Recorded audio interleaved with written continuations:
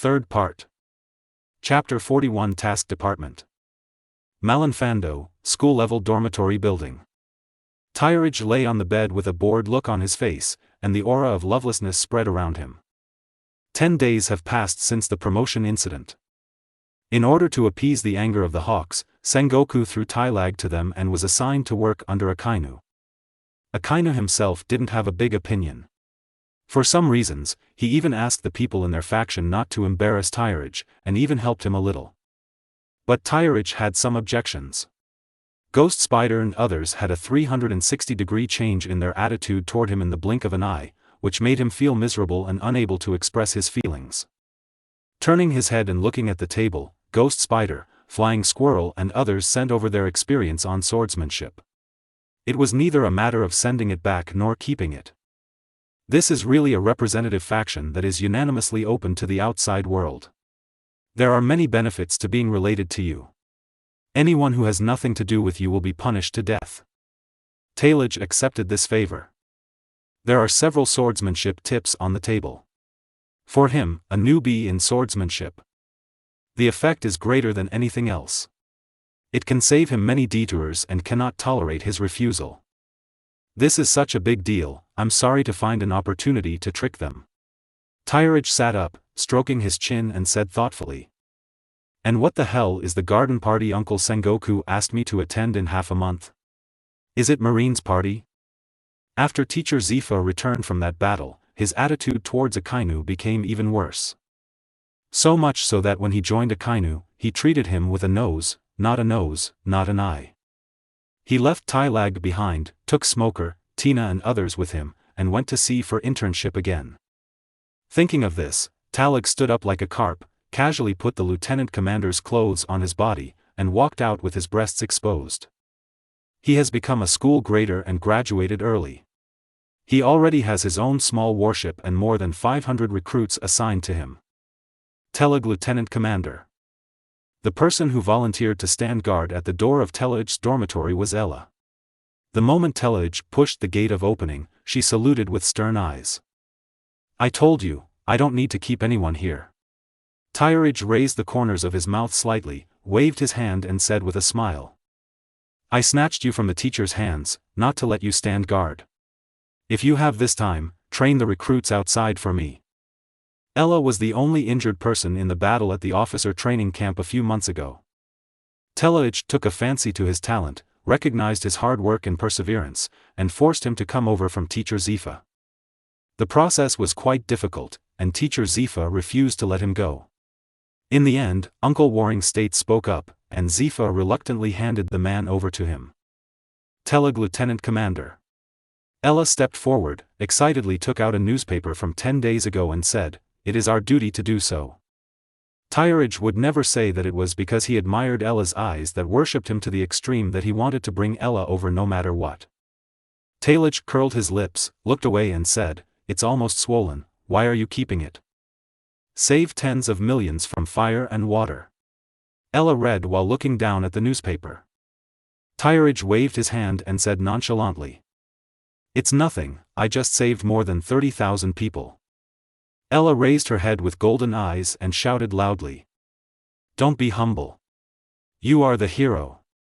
After this sound, the corners of Tyridge's mouth could no longer be suppressed and turned into a pout. He snapped his fingers, leaving a handsome figure on Ella's back. Elbow, don't you want to learn domineering? Go to sea to train, I will teach you on the spot. Maid, this guy seems to have mastered my instruction manual.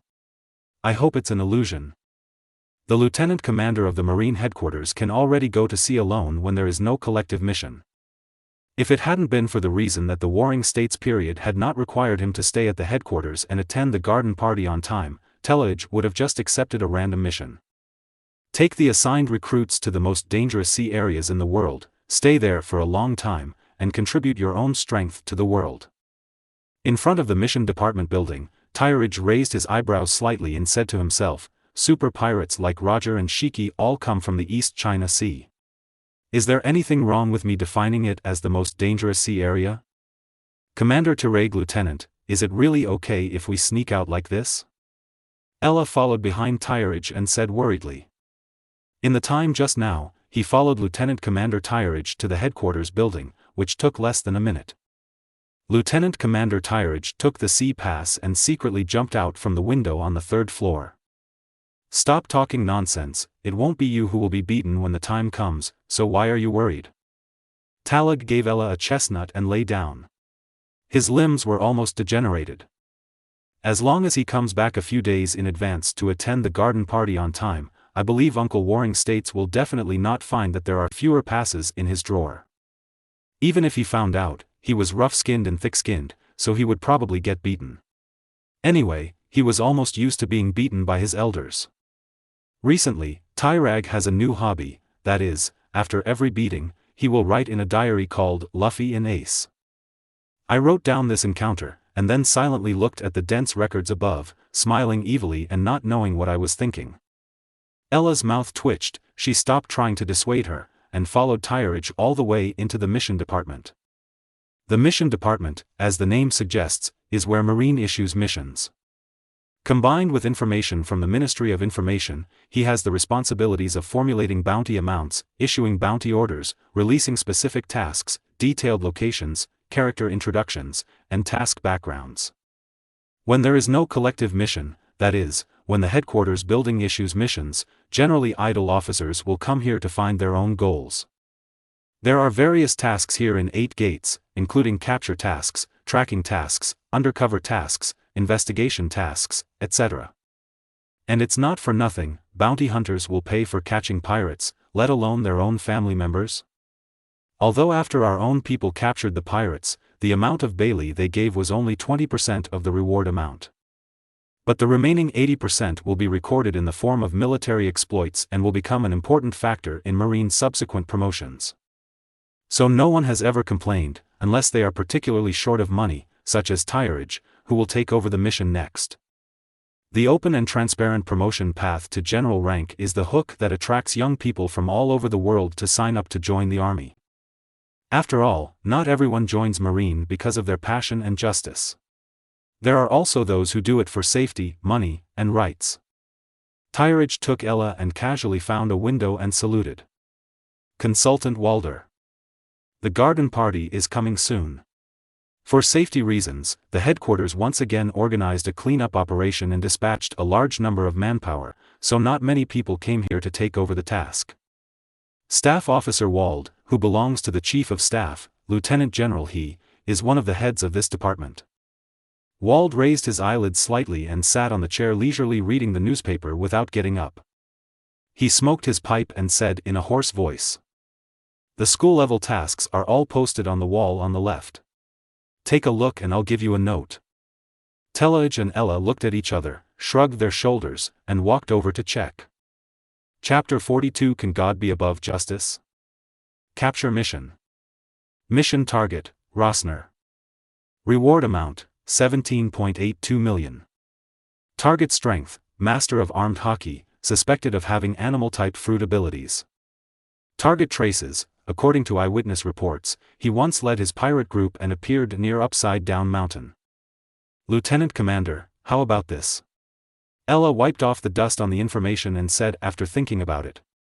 Tyridge wrinkled his nose and shook his head to express his displeasure. How long ago was this information? Not to mention that the information is full of dust. If someone with domineering or fruit abilities is given only such a small amount of money, why should I risk my life? Wald, who was sitting in the rocking chair behind, raised his eyes slightly, took a long puff of dry cigarette, and said in an old and hoarse voice, "Boy, you're late. Due to the launch of the purge operation, the good tasks were basically completed a few days ago. The rest of them are basically guys who don't have much bounty, but are relatively strong. The task department does not release tasks anytime and anywhere. They must first consider the system behind the target to avoid provoking some difficult big guys. It is also necessary to subdivide the tasks corresponding to the strength level to avoid unnecessary sacrifices due to the inconsistency between the strength of the task target and the intelligence. Staff Wald, aren't there any newly released tasks?" Tellage glanced around at these yellowed information walls, most of which were old almanacs. Even if the intelligence information is inaccurate, if you take someone to arrest you, you may not find anything. Moreover, the strength of these guys above must have been greatly improved. This is why many colleagues are unwilling to take on these dangerous missions with low bounties. Wald stared at Talag in front of him for a long time. Why did he always feel familiar with this figure from behind? He spoke erratically. There is one thing, that is, the target is close to the strength of the Brigadier General of the headquarters, but due to some reasons, the mission level is only given to the school level. I don't know. I want him. Hearing this, Tyrich's eyes lit up, and in a few steps, he came to Wald in an instant, looking at the staff officer with burning eyes. It was an ironclad order from above to not accept tasks across levels. Tirag was worried that there was no place for the hero to perform, so this task was simply not suitable. Is he Mr. Garp's heir?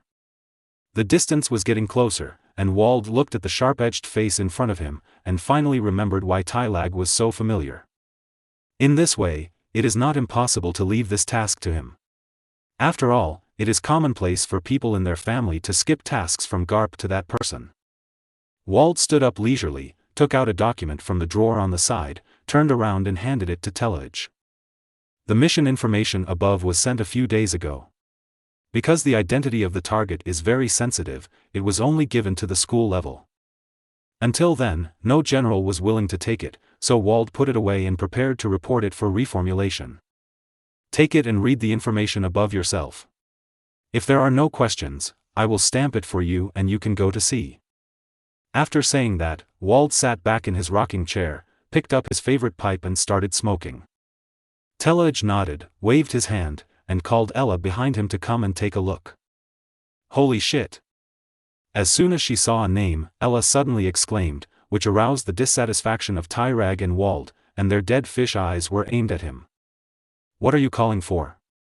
Talag raised his hand and gave him a chestnut, and said angrily, isn't he just a human trafficker? What's all the fuss about? Ella covered her mouth, gave Wald an apologetic look at the side, pulled Tirag to the side, and whispered. Lieutenant Commander, we cannot accept this mission. Cart is a well-known human trafficker near the Sabaody Islands and is said to have some connections there. Ella pointed to the sky, indicating that the mission target had some interest in the Tianlong people.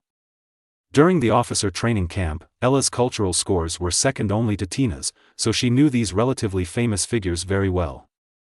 Carter was born in West Blue. 5 years ago, at the beginning of the Great Pirate Era, he led many of his younger brothers on their journey to pursue their dreams. In the first year after going to sea, he kidnapped more than 300 people and threatened Marine to pay for their ransom. He left in style afterwards and was offered a reward of 27 million by Marine. In the second year after going to sea, the old story was brought up again.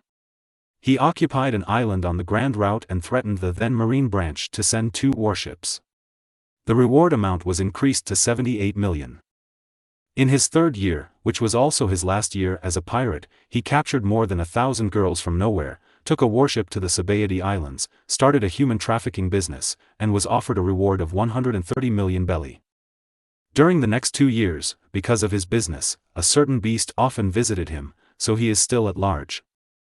Ella explained all the information about Calt to Talag one by one, hoping that Lieutenant Commander would not get into trouble. After all, God is untouchable. Tirag kicked Ella away, and regardless of Wald who was watching the fun and not taking it too seriously, he pointed at Ella's nose and cursed.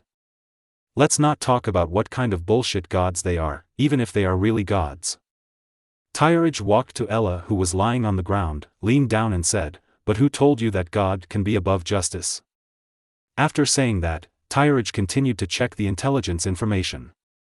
If you don't make money from such a good mission, wouldn't you be A B asterisk asterisk asterisk asterisk asterisk D? Mission target, Carter. Reward amount, 130 million. Target strength, master armed domineering, possess unknown fruit abilities, have a huge network of relationships, and have more than 1,000 subordinates. Target trace, number 16, Sabaody Land Islands, Carter Human Trafficking Shop. Ha ha ha. These words of Tirag made Walder smile, and he secretly sighed that he was worthy of being Mr. Garp's son. Even their thoughts are almost the same, and no one in the family takes the Tianlong people seriously. Because my father did not want to serve the celestial dragons, he refused to be promoted to general many times. The eldest son wanted to kill the celestial dragons, betrayed Marine and planned to overthrow them. When it comes to my younger son, he treats them like shit. Thinking of this, Wald knocked on his pipe and reminded him loudly. Boy, Carter made the celestial dragons angry, so the reward order that has been dormant for many years will be announced again. Don't worry and go catch it. With these words, I feel relieved. Thank you, Uncle Wald. Teluj handed over the intelligence document and asked him to stamp it. Then he slipped up Eladi, who had a dull look on the ground, curled his lips and said, Haven't you figured it out yet? Ella came back to her senses, shook her head, struggled and jumped out of Tyrich's hand. His eyes gradually became firm, and he spoke with a slightly murderous look. I understand. Looking at his murderous eyes, Teluj slapped his forehead. You know nothing. Forget it, I'm tired. This kid will probably be with him from now on and won't be able to do anything extraordinary. Not long after, Wald handed back the stamped document again and said, Bringing back the mission target or corpse is considered as completing the mission, understand? Tyrich nodded. Ella had told him about these processes before. The arrest mission must be settled after seeing the person alive or dead or corpse. Afterwards, Tyrich left here with Ella with a murderous look on his face, heading to the Western Training Ground. The Navy soldiers assigned to his subordinates have already gathered there to wait for his arrival, and they can't wait to go to sea to carry out missions. Chapter 43 Tyrich will always be strong.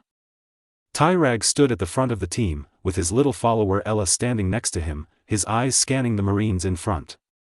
These 500 recruits were a gift given to him by his father before he left, and they are considered his direct descendants. I have been training under the guidance of Bogart before, and I am said to be a recruit, but I have already developed quite a fighting force. No one had any objection to assigning them to Talag. Leaving aside obeying orders, Talag is still their young master. When they were in Windmill Village, they all received warm hospitality from the villagers there. Therefore, every sailor recognized Talag as the new commander. Seeing that the team was assembled, Taluj stepped forward and gave his last lecture before setting sail to the sea. I won't say anything about justice. It doesn't depend on how we say it, but on how we do it. I'm just going to talk about something practical and something closely related to you. Ella walked to the front of the team on her own initiative, stood with all the Marines, and listened to Tyrag's lecture. He also wanted to know what could be closely related to them. Taluj did not hesitate, took out the intelligence document from his arms, patted the document and said with a smile. You are all transferred from my father. We are all a family. I can't cheat anyone but you. Teluj's words brought the relationship between them closer. A Marine who was obviously taller stood at the back of the team, scratching his head and laughing. Lieutenant Commander, just tell me what you need to do, and we will all listen to you. Ella frowned and looked back at the man with a simple expression. Are you trying to steal this job as a dog? He hurriedly picked it up and nodded, his eyes were blazing, as if radiating light, and he responded with a tone that was between half excited and half sincere. That's right, Lieutenant Commander, just tell us what we need to do, and brothers will obey your command. That's great. Looking at the chattering crowd, Tyrich enjoyed the compliment. He pressed his hands to interrupt their discussion and said, I won't play tricks with you, I will just talk about the distribution of rewards after the mission. Tyrich's words made ripples appear in the eyes of most sailors. After all, there are not a few who become soldiers for money. The reward for this mission is 130 million Baileys. We can get 20%, which is 26 million Baileys. I will take 20 million from it as the reward after this operation. Without giving them time to react, Teluj waved to Ella to send the copied documents, and then said, The target has thousands of people under his command. I will leave these people to you. Their heads will be your military exploits. After the war, I will reasonably distribute the 20 million bounty based on your contribution to this operation. These are superficial rewards, and most of them will be recorded in files in the form of military exploits, which will be of great help to their future promotions. After I finish speaking, who agrees and who opposes? I object. Ella took a step forward and shouted with excitement. Tyridge frowned and almost slapped him with his trembling right hand. He held his right hand with his left hand and asked doubtfully. Jiao Mao? Laozi has contributed the most, so 6 million is not too much, right?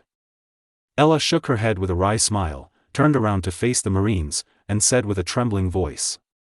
You guys who just said that we are a family have to stand up against their own conscience. Do you agree? The crowd was silent, as if they were in a tangle, but soon the big man at the back was the first to stand up. Lieutenant Commander, please take back this order. It is a blessing for us to be able to follow you and gain military exploits. I am not so shameless to ask for your reward. What's going on? Tyridge scratched his head. This time he didn't understand even more. We did tasks together to get bounties. Aren't the rewards reasonably distributed based on contribution? Looking at the hesitation on Tyridge's face, Ella understood that he, the lieutenant commander, had not done any homework in this area. He walked forward and whispered in his ear. Lieutenant Commander, the mission bounty issued by the mission department is only a reward for the highest commander and the strongest combat power. Tyra became even more confused and said with strange eyes. They're all mine? What about you? Are you drinking the northwest wind? Ella sneered and then explained. Subordinates follow their superiors to do tasks, mix seniority, and gain military merit. This is the biggest reward for us. This is the first time I have heard of you distributing bounties like this. Not only is this the first time Ella has heard of it, but even the Marines under Garp have never seen it before. Even Lieutenant General Garp treats his subordinates, at most, they only get more pensions. Only then did Tyridge understand what was going on. He said that there were so many people in the army and only a small amount of money. How could they be divided? It turned out that there was this level of relationship involved. But after all the words have been said, doesn't Tylag have any shame? Holding back the heartache, he spoke righteously. Okay, it's not a big deal. I'm a man. If you say it out loud, it will throw water away. That's it. I don't care about others. As long as they are mine, rewards will be distributed according to their contribution. After saying that, with tears of regret in his eyes, he left a lonely figure to all the Marines. He went to the dock first and hid on his warship to lick his wounds silently. On the other side, Ella was moved to tears and shed tears. Telag Lieutenant Commander. They are all of the same age, and Ella doesn't understand what kind of encounter made him, the Lieutenant Commander, so enlightened. They actually propose a reasonable distribution of mission bounties? This has never happened in the entire history of Marine. How great is this? Such a person would never stop there. A mere lieutenant commander position would not be able to demonstrate his talents at all. After Talag left, the Marines completely let go and kept discussing with each other, all of them smiling. Standing next to Ella was a seaman recruit. Kakuzu grinned widely. Kart is a great pirate. His military exploits and those of his subordinates are a huge achievement. Next to him was Marine, who was also a seaman recruit. Looking at the information in his hand, Kaido was excited.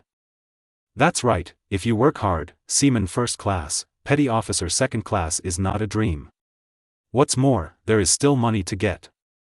Ella's face looks ugly. You haven't even gone out to sea yet, and you are starting to talk about things after the mission. Is this appropriate? Long live Lieutenant Commander. Ella's response was a chorus of long live, and all the Marines felt lucky and happy to be able to follow such a generous leader. Everyone be quiet. Ella finally couldn't help but interrupted everyone's carnival and said. Remember who gave you this gift, and never forget the person who dug the well. Then with a wave of his arm, he led everyone to the dock and started a new journey. Only the man at the back of the team gave Ella a soulful question in a rough voice. It seems that we are originally subordinates of Lieutenant Commander's family, but Ella Ensign. Ella didn't look back. If he didn't respond, he didn't hear. To lick a dog, you need to have the awareness to lick a dog. Selective deafness is also a compulsory course. Chapter 44, Wear 9 rings on 10 fingers, leaving nothing for you. Tetzolo, you have been hiding from us for several years, shouldn't you hand over the money? That's it, do you still want to be friends with us? Sabayati Land Islands number 16, in a narrow alley in a chaotic area. A group of gangsters with tattoos surrounded a young man with gray-green hair. Tetzolo's face had been beaten black and blue by this group of people, and he looked completely human. He was leaning against the wall beside him and was breathing more out than in. Tetzolo took a deep breath to relieve the pain in his body, and said in a hoarse and trembling voice. When you left me, and ran away alone, we were already strangers. A gambling father and an alcoholic mother gave birth to a little boy who yearned for the bright future, which has long since created a life full of despair and regret for him. Tetzolo, whose full name is Gilder Tetzolo, likes to sing and has had a dream of becoming a star since he was a child. After his father died, the family became even poorer. His alcoholic mother hated his singing and often beat him when she was drunk. One night, Tetzolo couldn't bear it anymore and ran away secretly. Coming from a poor family, he was often ostracized by the people around him. With the help of stolen money, he made friends with these tough friends. Tetzolo, who had friends for the first time since childhood, felt very happy. But this kind of superficial friendship can only be maintained by being beaten and abused every day and stealing a small amount of money. When nothing happens, they are closer than anyone else and speak nicer than anyone else. In this stagnant water, as long as a small stone is thrown into it, big ripples will rise. After a certain gambling failure, Tetzolo was caught by the trafficker boss at the time. None of the friends who were surrounding him asking for money paid him any attention, and they all turned around and ran away. Tetzolo still remembers their faces as they turned around and fled without mercy. That time he was beaten so badly by the traffickers that he almost died. But it was also during the process of escaping that I met her in a Carter shop in the human trafficking market. Her name is Stella, and she was captured by the great pirate Carter from an island along the Grand Line 3 years ago. It is said that as many as 1,000 girls were captured with her, and in the past few years, they were all sold as commodities. Because of her outstanding appearance and beautiful singing voice, she was priced at a high price, and no one has bought her yet.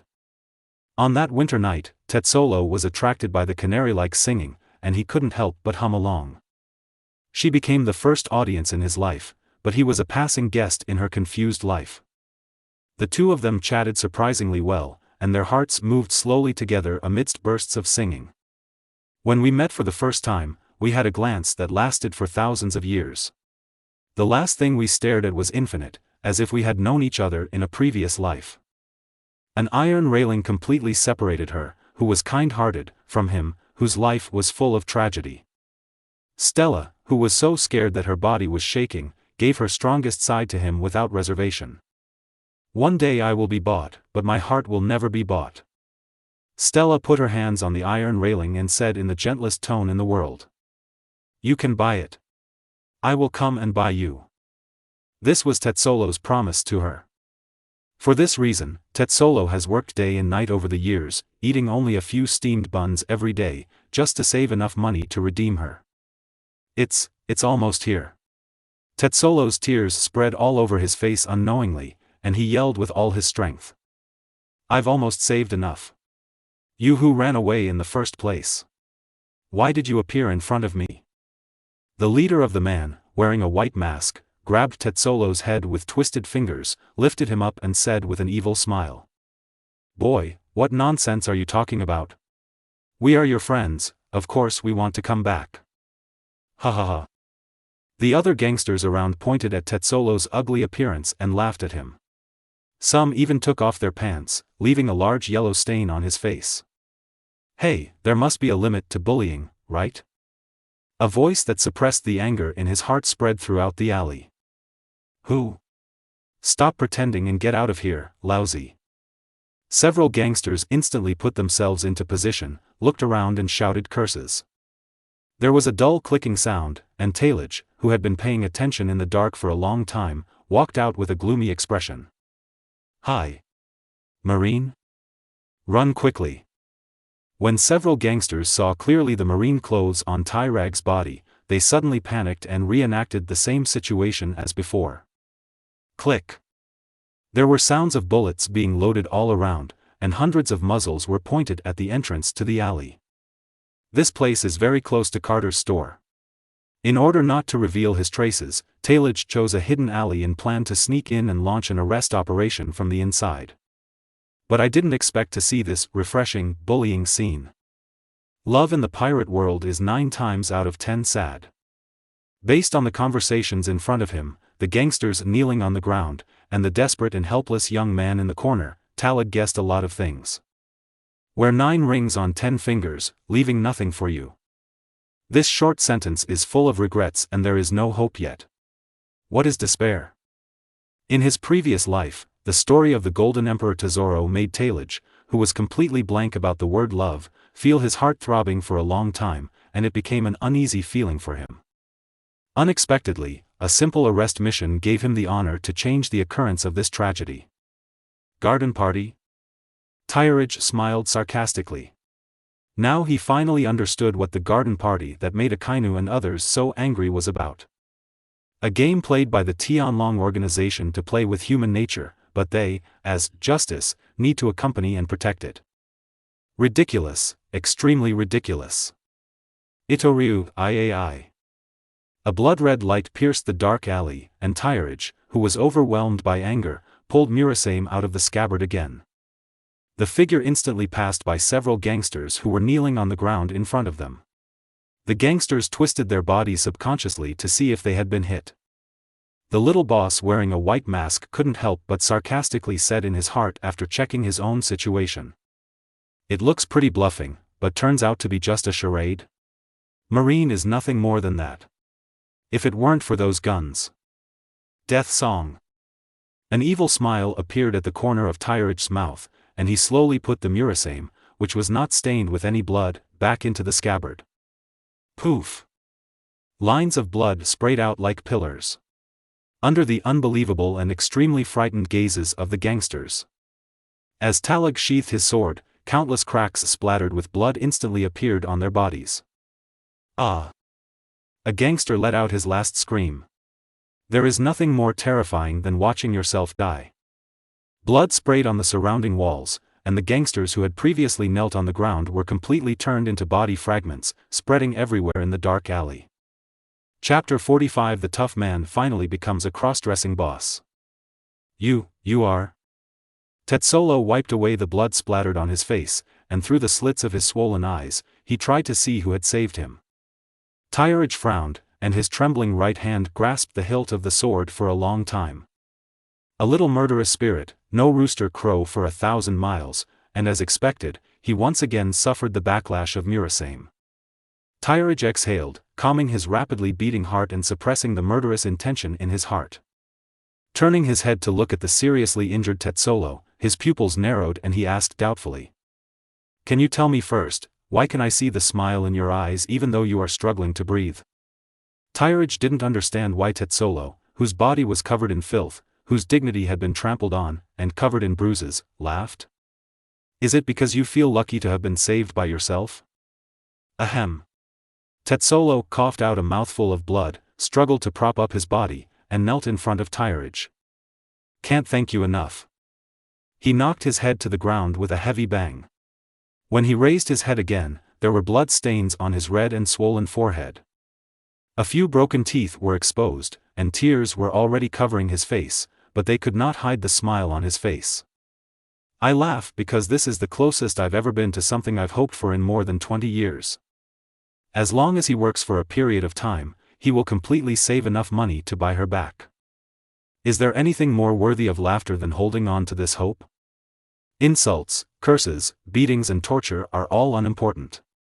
All the hardships experienced cannot crush a heart full of longing for the future. The swollen eyes are so small that no one can see them, but they are filled with love, dreams, freedom and the one who is waiting for her. Ha ha ha.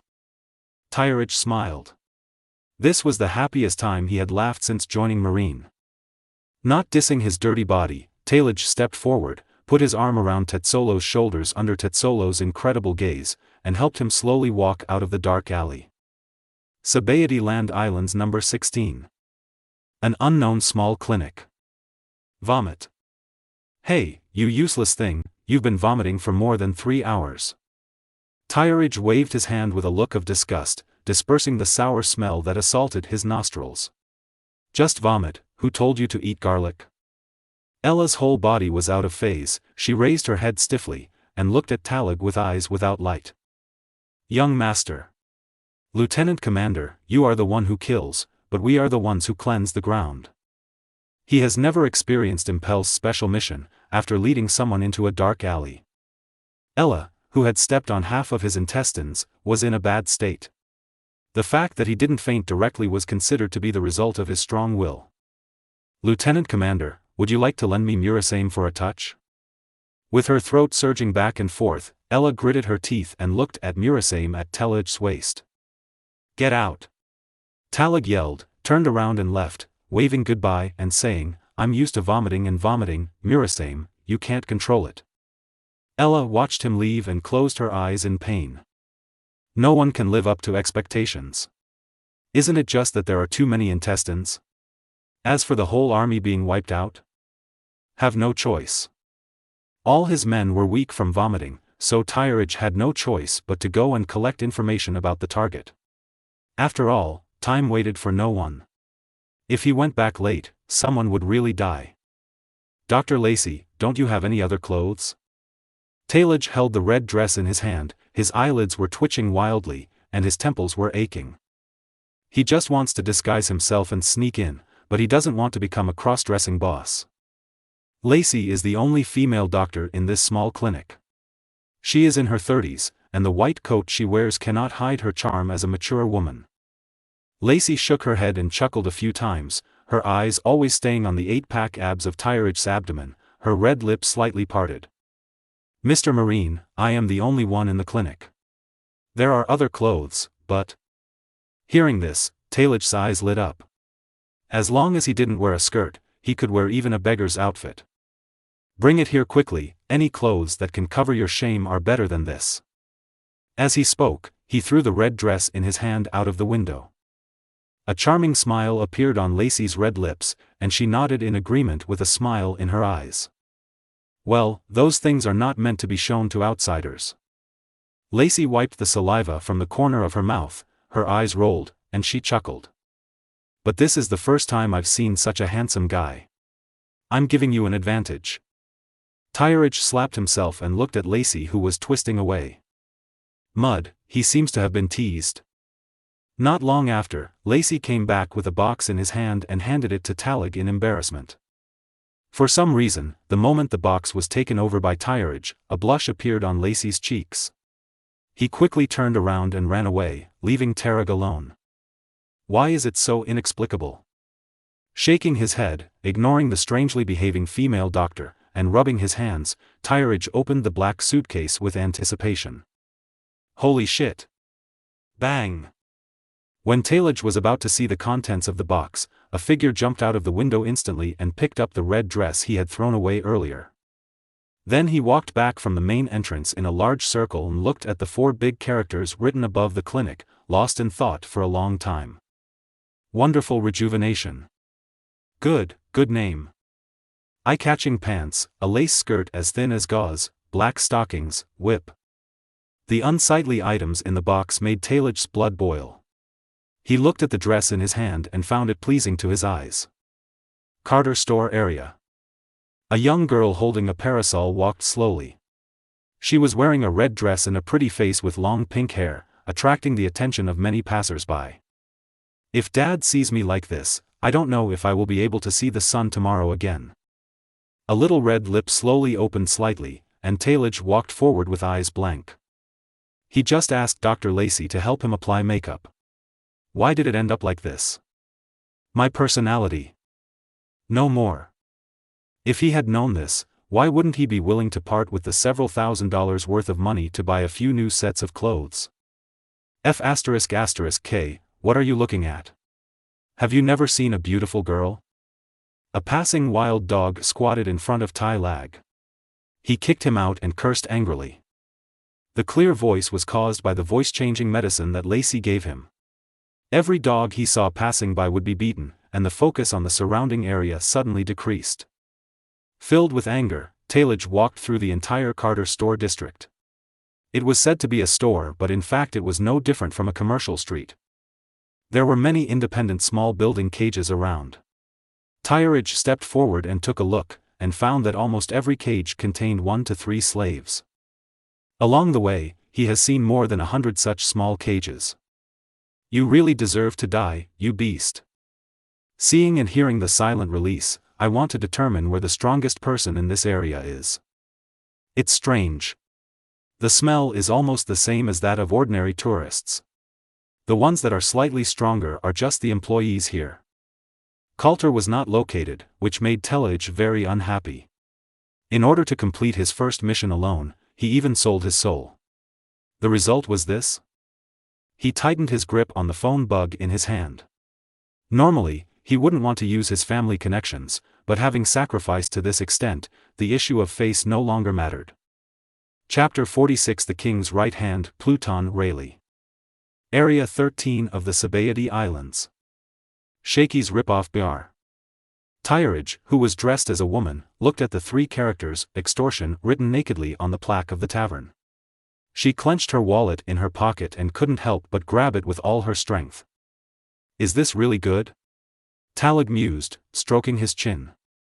Let me state in advance that he is not worried about money, he is just asking for information and wants to seek help from a former great pirate. Is this really okay? As an informant, Shakey was the purpose of Talage's visit. He had previously called for help from his father, Garp, who was still on leisurely vacation. He was told that distant water could not quench his near thirst, so he was asked to go to a tavern on number 13 to find a female pirate who had been hunted by him all over the world. So, Talage knocked on the door of the tavern and swallowed. She really won't let that person kill me because she hates you. Ta-ta. A sound of footsteps came from far and near in the tavern, and with a squeak, the brown wooden door was opened from the inside. An old man with silver beard and hair, wearing glasses, and a straight scar on his right eye walked out drunkenly. This person is Pluton Rayleigh, the vice-captain of the Roger Pirates. Although he is nearly 60 years old, judging from the terrifying aura he exudes, it is no problem to contend with the general. Because of Shakey's temporary departure, Rayleigh, who was completely unattended, no longer had any scruples. The drinks that were previously limited every day were now free to drink.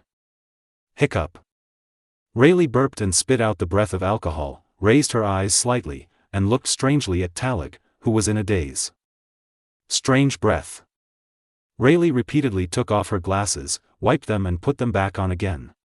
Her aura of sexual reaction was full of masculinity, but why did she look like a little girl? Rayleigh smiled self-deprecatingly, maybe he really drank too much and his eyes were already getting dizzy. The boss is out for business and the pub is temporarily closed. If this lady needs anything, you can consider coming back later. Talage shook his head. Although he had been mentally prepared for it, the old man in front of him still gave him a big shock when they met for the first time. Hey, what does that tangled expression mean when you call me? Can I go in and talk? Talage pointed behind Rayleigh and sighed helplessly. Ha ha ha. Rayleigh was stunned for a moment, then laughed and said, Old man, I'm rude, so please come in. When you step into the pub, the first thing you see is the slightly old but shiny wooden bar, with various bottles and glasses placed on the bar. Some ancient maps, wanted posters, and some strange marine life specimens are hung on the walls of the tavern. Several old-fashioned chandeliers hang from the ceiling, emitting dim light, and the lights are dim, creating a mysterious and relaxing atmosphere. Rayleigh invited Talage to sit in front of the bar, took out the wine he drank earlier, poured a glass and pushed it in front of Talage. The silver light in his eyes flashed away, and the previous image of the sloppy old man disappeared instantly. His sharp and murderous eyes stared at Talage, who had just picked up the wine glass. Marine, when you come to my place dressed like this, are you ready for another war? If he couldn't do something as simple as discovering Talage's identity, how could he become the think tank on the one-piece ship, and how could he enjoy his retirement life on this island without any worries? When he was outside, he had already reminded the little Marine in front of him that since he wanted to come in, it would be difficult to get out without any instructions. Conqueror's domineering pressure came, and Talig suffered a huge impact in the blink of an eye, and the wig on his head was blown off by the breath that seemed to be condensed into substance. The wine glass in his hand paused in the air, and Tyridge shook his head with a wry smile. This attack was quite oppressive.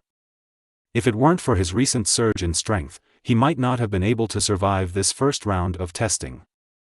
Under Rayleigh's vague admiration, Talig drank the wine in one gulp without fear. Good wine. Talig wiped his mouth. The effect of the medicine had worn off, and his voice returned to his original state again. But it's a little worse than my sister's brew. Come back next time and I'll bring you some to try. After saying that, Tyridge tore up the red dress on her body under Rayleigh's surprised gaze. Mud, it's better to be discovered. He has been unable to stand this outfit for a long time, and now he can finally take it off. He picked up the handkerchief on the side and wiped off the makeup on his face. His true face was completely revealed in front of Rayleigh's eyes. While his face is handsome, he still has a masculine charm, and his eyes are as clear as a deep lake. What a handsome boy, why does he look familiar? I seem to have seen it somewhere. Rayleigh looked at the newspapers on the table nearby, as if he remembered something, and the conqueror's domineering aura that he always exuded completely dissipated. Tarig's dress contained a pair of shorts, and her naked and powerful body stood up. Looking at the silver-haired old man in front of him, Talig smiled apologetically and said, "Hello Mr. Rayleigh, please forgive me for taking the liberty of visiting. Formal introduction, my name is Monkey D. Tyridge, Lieutenant Commander of Marine Headquarters." After remembering who Talig was, Rayleigh's tense heartstrings were relieved and she returned to her usual casualness. Ha ha ha. Rayleigh poured a glass of wine for the little guy in front of her again, and said with a hearty laugh. "What's wrong, Garp's son? Will your father now let you inherit his father's legacy and come to arrest us old guys?" Rayleigh smiled happily and inexplicably. He looked up at the top of the tavern and burst into tears. "Rayleigh. My companion, my journey ends here. But this is not the end, but a new beginning. I believe that the world will change dramatically because of my departure. I have placed my will and dreams on the young people of the future. Don't be sad for my departure, this is my choice and my destination." When Rayleigh saw that her old friend's son was so old, Rayleigh remembered what the captain said to him when he left. "Stop joking, are you going to fight me now?" Tyridge smiled bitterly and said, "I don't want to die so early." Ha ha ha. The two looked at each other and smiled. When they met for the first time, there was a sense of regret in meeting them late. Getting back to the topic, Tyridge coughed, looked up at the right hand of the king in front of him, gritted his teeth and secretly said, "Mr. Rayleigh, this adventurous visit is the result of the strong introduction from the evil father. Garp has a deep relationship with the Roger pirates. They are old enemies in terms of positions, and they are close friends in private. Talig, who came here under a disguised identity, was not afraid of some bad remarks from those who were interested. He told Rayleigh behind the counter the whole purpose of his visit, and still lamented from time to time that the times were developing too fast and that they had been eliminated." Chapter 47 The Man with the Strictest Mouth. Ha ha ha. Rayleigh took a sip of wine. He was originally surprised that Garp could raise such a polite son. The phrase, "evil father," fully reveals the nature of the monkey family.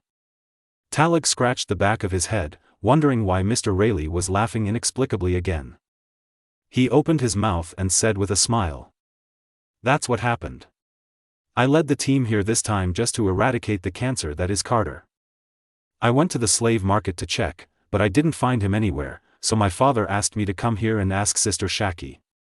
Looking around, Shaki was not found." Rayleigh did not intend to explain where she was, but responded with a smile.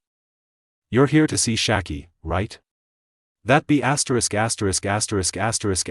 D Garp is really reassuring. Isn't he afraid that she will chop you into pieces and throw you into the sea to feed the fish?" Ahem. Tyridge choked and said with a smile, "No. That's not the case, right? Not that much?" Rayleigh recalled the more than 30 bars that Shaki had destroyed. "If you said it wasn't possible, then it wouldn't be the case. Anyway, your real dad probably thought so too." Pointing to a pile of documents in the corner, Rayleigh said casually. Shaky went out for something. The information she collected earlier is all there. You can go find it yourself. If a guest comes here, I'll go out to greet him. When you find him, just leave. As he spoke, Rayleigh's figure flashed and disappeared into the tavern. Tyrich's knowledge was released, and he planned to see whose arrival would make this person leave in a hurry. But the result was that not only did he not sense any strange aura, but Rayleigh's aura also disappeared. He smiled bitterly and said to himself, compared with these people, I am not as good as a cultivator. He walked to the pile of documents alone and started rummaging through it, and soon he got what he wanted. Looking at the information on the file, Teledge read out. A rare mermaid was captured at the human auction venue in Area GR1 and was officially auctioned on July 28. It attracted the attention of all local slave owners and gathered here. Found it. A ray of lavender light flashed in his eyes, and he said why he couldn't find Carter. It turned out that he was attending an auction. This information document was compiled by Shaky more than 10 days ago, and today is July 28, which is also the beginning of the auction. Squeezing his shriveled wallet, Teledge raised his brows and said, The Mermaid of Fishman Island? I don't know if I can buy it with the 2,000 belly in my pocket. This huge sum of money was brought from Maginot's family before Teledge joined the army. Marine's salary is paid at the end of the year, so he is still self-sufficient. On weekdays, he is frugal and reluctant to spend. The human auction house engages in criminal activities such as slave trading/auction, and its targets are criminals and nationals of countries that have not joined the world government. For some reasons, Marine acquiesced in this activity and called it a career referral agency. The existence of the position limits Tyrich's behavior, which allows him to do whatever he wants within the limits allowed by the rules. Things like robbing an auction and breaking Marine's rules are definitely not included unless he is ready to leave Marine. Under the trend of the pirate environment, the behavior of buying and selling people cannot be eradicated. Instead of letting the rampant human traffickers flourish lawlessly on the sea, it would be better to gather them together so that they can be easily monitored and restrained at the same time. This is the limit of what Marine can do. Area 16 of the Sabaody Islands. After collecting the intelligence, Teledge returned to the small clinic again. He wanted to lead the troops to the auction site to set up defenses, so that the arrest plan could be implemented as soon as the auction ended. Ella, gather the team, it's time. A long time has passed, and Ella has finally gotten used to vomiting. Although she is weak, it does not affect her movements. This small clinic certainly cannot accommodate more than 500 Marines, and most of the large troops are hidden in nearby dark alleys. If it weren't for the treatment of the injured Teselo and Ella who couldn't stop vomiting, Teledge wouldn't be here. If he didn't come here, he wouldn't be able to see that charming woman. If he couldn't see that woman, how could he unknowingly sell his soul? Lieutenant Commander? Ella scratched her head and said those words under Tyrag's glare. Lieutenant Commander, how does it feel to wear women's clothes? Ha ha ha. Ella couldn't hold it back and burst out laughing. The dangerous murderous aura seemed to have taken shape. Tyrage kicked the B*****************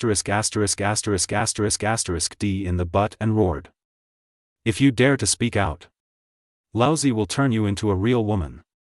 Feeling a slight chill in her lower body, Ella clamped her legs in an instant and ran out dejectedly to gather the team.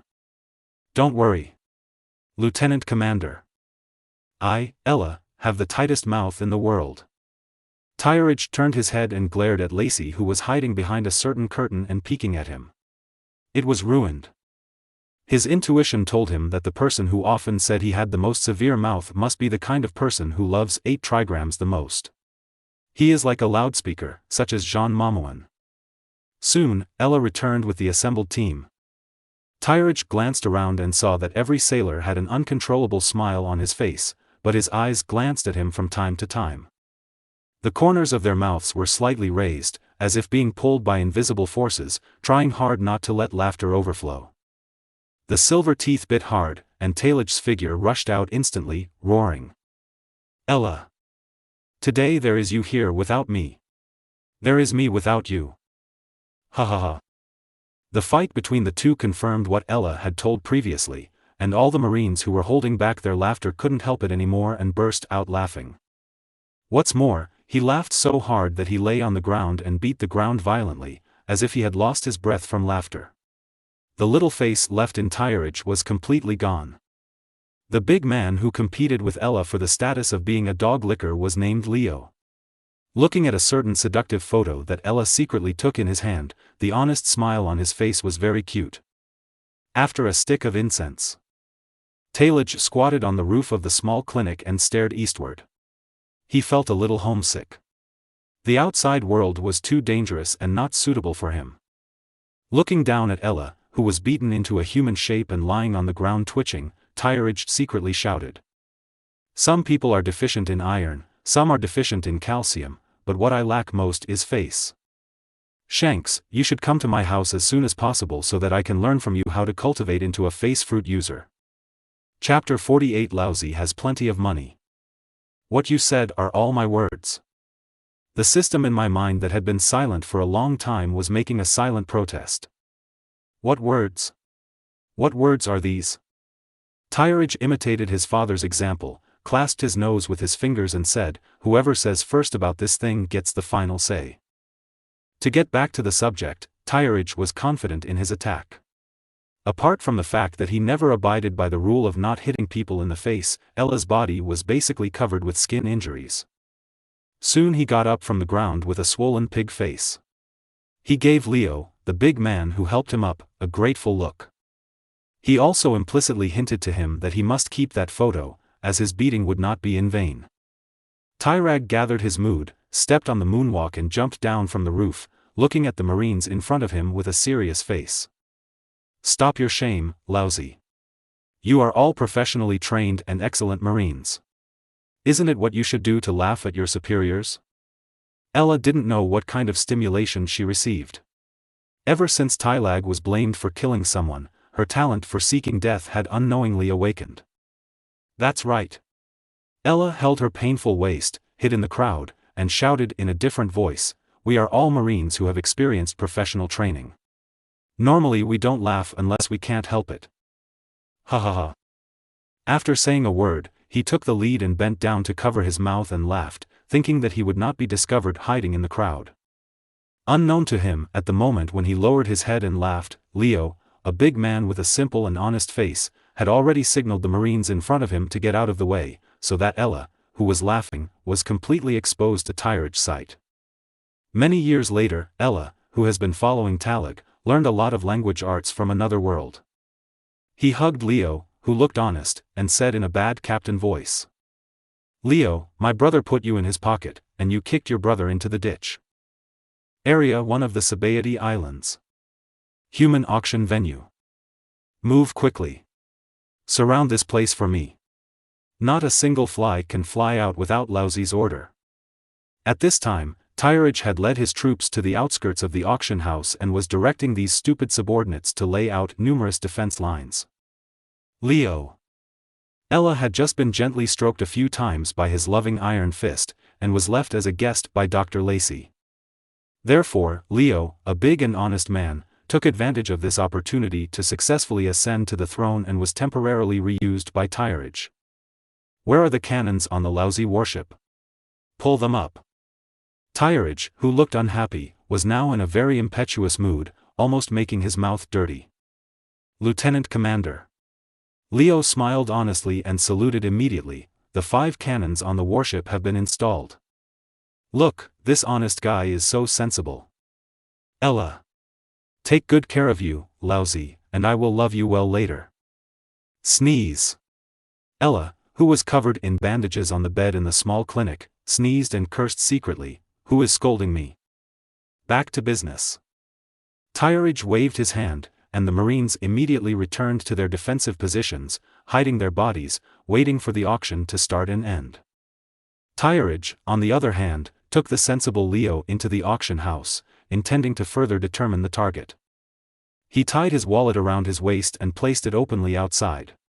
With every step he took, there would be a swish sound inside, which was the sound of coins colliding. "Stop."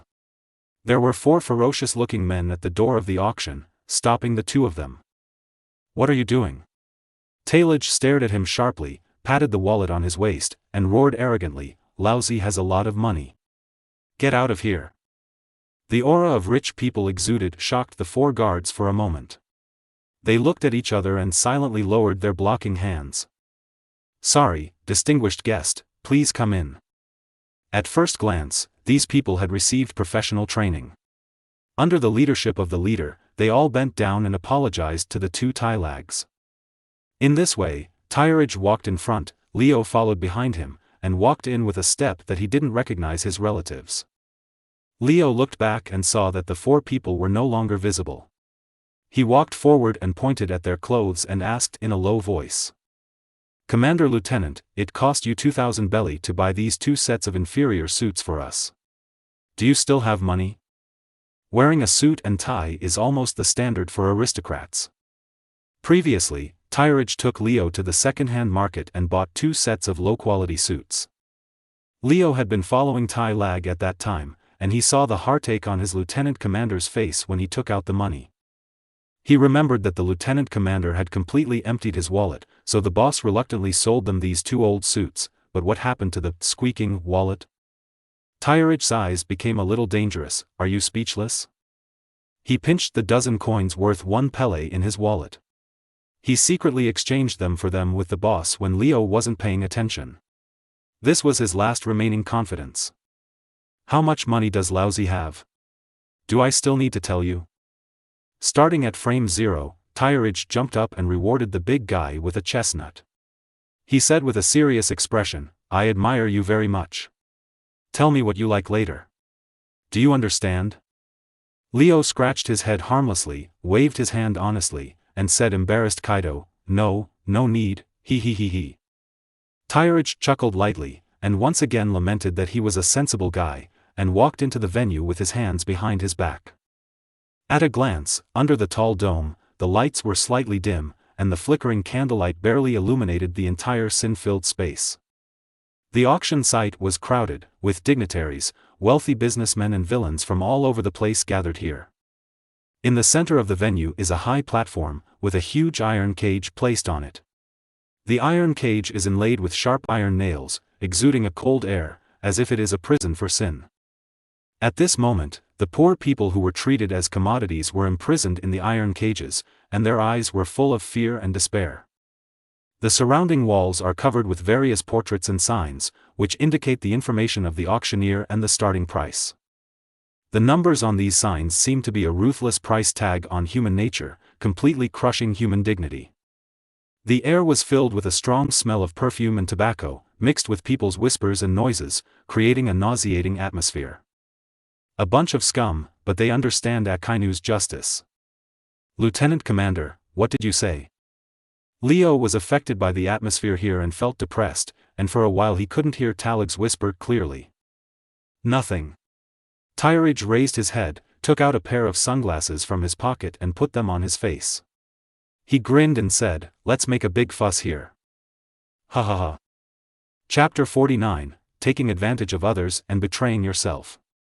The auction has been going on for some time, and the place is crowded and dark at first glance. The aura was so complicated that Talag's sense of sight was also out of control, and he could not determine the location of the target at all.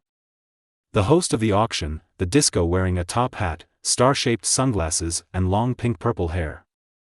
Standing on the high platform, he used his sharp and exaggerated voice to constantly incite the emotions of the crowd in the audience.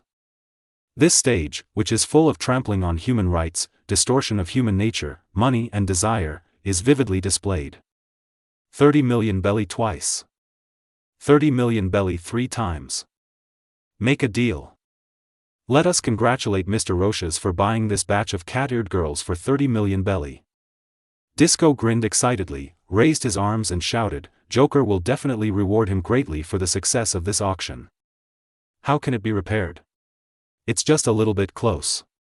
If it weren't for buying the final highlight." Different from the congratulations at ordinary auctions, there are only dissatisfaction and unwillingness to shout and curse. Leo on the other side pulled Talag's sleeve, and for the first time a different look appeared on his honest face. He pointed at the more than 10 cat-eared girls in the cage and asked with a tone that was 7 parts angry and 3 parts pity.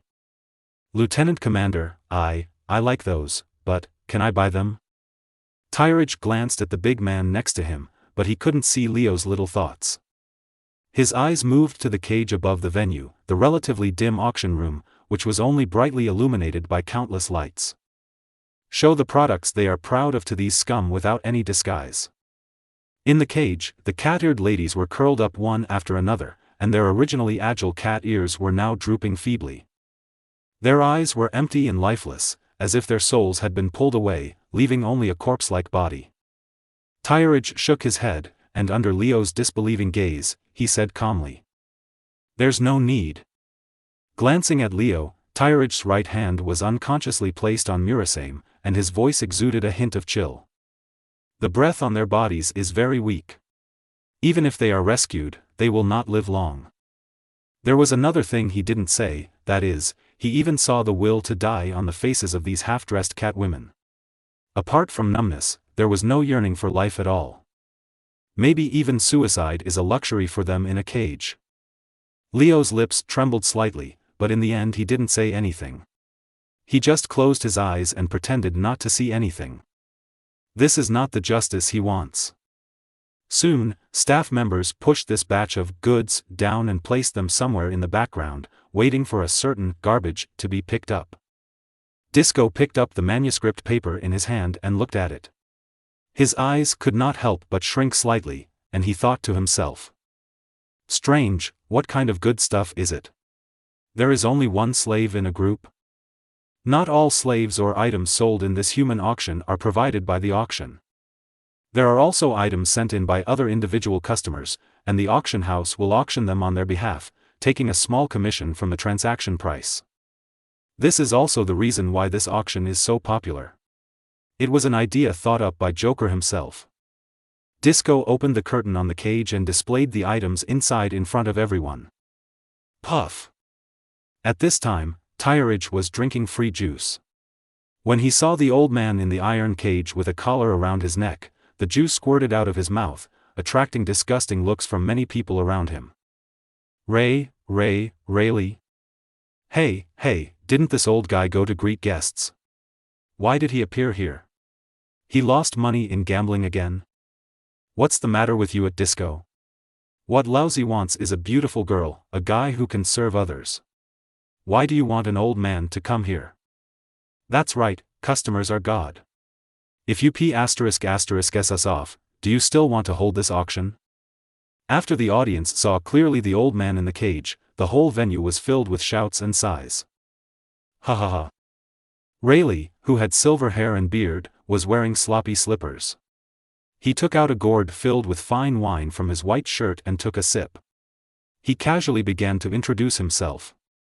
"Old man, although I am old, I am still very good at housework. If anyone likes me, I can offer you a price." "Damn old man." Disco pinched his waist, walked over with a sharp voice, and roared, "Who sent you here to be auctioned? Today's auction is very special. In recent years, few mermaids have been active at sea. The preciousness of their final item is self-evident. So the slaves being auctioned together with the mermaid today were all of the highest quality." Disco couldn't figure out how this old man got in. "I came here on my own, old man. Don't be so grumpy, young man." Rayleigh's scarred eyes shrank, releasing a silent wave that rushed toward the Disco. Pung! Hey! What the hell are you doing at the Disco? A rich and fat man in the venue stood up and yelled, "Is this the time for your mother-in-law to sleep?" Disco's eyes turned white and he fell under the iron prison in front of Rayleigh. Upon seeing this, other staff at the venue quickly stepped onto the stage and organized the auction to continue. Tyridge took advantage of the chaos in the venue, flashed his figure, and approached the center of the stage secretly. "Mr. Rayleigh." Talag hid in the dark and asked wordlessly, "What are you doing?" "Shoo." Rayleigh put her finger in front of her lips and responded with a smile, "Don't talk to that old guy about this." After Shaki left for more than 10 days, Rayleigh drank all the wine that Shaki had collected in the bar. In order to fill this gap, Rayleigh came up with a plan to sell herself in exchange for wine money. The corner of Tailich's mouth twitched. Are you still afraid of being embarrassed? In his previous life, he only heard that Rayleigh would voluntarily send himself to the human auction house to be auctioned when he had no money. At that time, he thought that the king's right hand came here just to meet his eldest nephew Luffy, but it seemed that he was overthinking it. Tirage patted his rattling wallet and asked with a smile, Mr. Rayleigh, what's the matter with you being bought by someone else? How about I buy you? Ha ha ha. Rayleigh drank the last sip of wine in the gourd, shook his head and refused. Do you also want to be cheated by me, old man? A flash of light flashed in his eyes, and Rayleigh glanced at Talig meaningfully. Marine saving the pirates? He is indeed a member of that family. The episode passed quickly. Tailage gave the old woman who took the photo of Rayleigh a look of pity and walked back silently. Chapter 50 The Finale Mermaid. Since this farce, the auction house has returned to normal again. Except for a certain old woman who left the venue first, everyone in the venue was even more enthusiastic. Tailage looked at the old woman who was even braver than Alrita, and mourned 3 seconds of silence for Mr. Rayleigh. He thought to himself, with Rayleigh's strength, he shouldn't fall into trouble, right? No wonder people can auction themselves off without spending any money. Rayleigh's bohemian image is really not that attractive to many women. The fainted disco has been carried down by his men. The person presiding over the venue is his deputy, a charming woman in cool clothes. The next auction will be hosted by the slave family. I hope you will not bully the slave family. A slap in the face caused a lot of sighs and whistles, and all kinds of indescribable words came one after another. Miss Xiaoya, after the auction is over, I, Tiger Shark, want to ask you to catch goldfish. A skinny monkey wearing a skull scarf, nicknamed Tiger Shark, was seen whistling and shouting loudly. Bah! How dare you talk so nonsense with your little toothpick, Tiger Shark? The one-eyed bald man was nicknamed the Blood Lion. His burly muscles were exposed and he angrily attacked the Tiger Shark with a look of disdain. The Blood Lion pirates and the Tiger Shark pirates are old enemies. The two captains are equally powerful and both have a bounty of more than 15 million. With the constant sound of roaring fire all around, the two of them were about to spread their arms and have a fight. Xiaoya on the stage hurriedly stopped her, pretending to be shy, lowered her head and whispered. It's my honor to be favored by you too. Can we talk about catching goldfish later? The tingling sound made Tailage, who had been watching the excitement, get goosebumps all over the floor. Maid, it's old green tea. Leo, write down the 2 goldfish catchers and we'll catch them together later. Yes, young master. Leo opened his mouth and almost exposed Tirage's identity, and quickly changed his words. The slave has a lot to say, so let's get down to the topic. Xiaoya clapped her hands, and soon a group of people came to the stage pushing a large rectangular water tank with rollers. This item behind the slave family is the last item in this auction. I believe many adults are here just for her. Good products don't require too much introduction, and people will spend a lot of money rushing to buy them. The appearance of the last finale product attracted many eyes hidden in the dark. Damn this group of low-level humans. The black robe covered his whole body, and a figure with only a jagged nose revealed angrily, clenched his fists and was about to rush to the venue. Aaron. A fat man who was also hidden under his robe grabbed him and shook his head seriously. This is the Sabaody Islands, a gathering place for humans. We are not allowed to do whatever we want. But that's my sister. The guy named Aaron shook off the fat man's arm and looked at the excited and greedy humans around him, wishing to massacre them all. With Aaron's low roar, Xiaoya on the stage opened the cover on the water tank, revealing the little shark inside to everyone's eyes. How could it be her? Looking at the petite shark in the water tank with a calm face holding a small crystal ball and wearing a dark purple hooded top, Tailage exclaimed. This mermaid is Xia Li, a famous fortune teller on Fishman Island. When she was 3 years old, she was abandoned by her father and went to live with the evil dragon in Fishman Street. When she was 4 years old, she predicted the coming of the age of great pirates. The accuracy of its divination predictions is as high as 100%, but it cannot predict the exact time when an event will occur.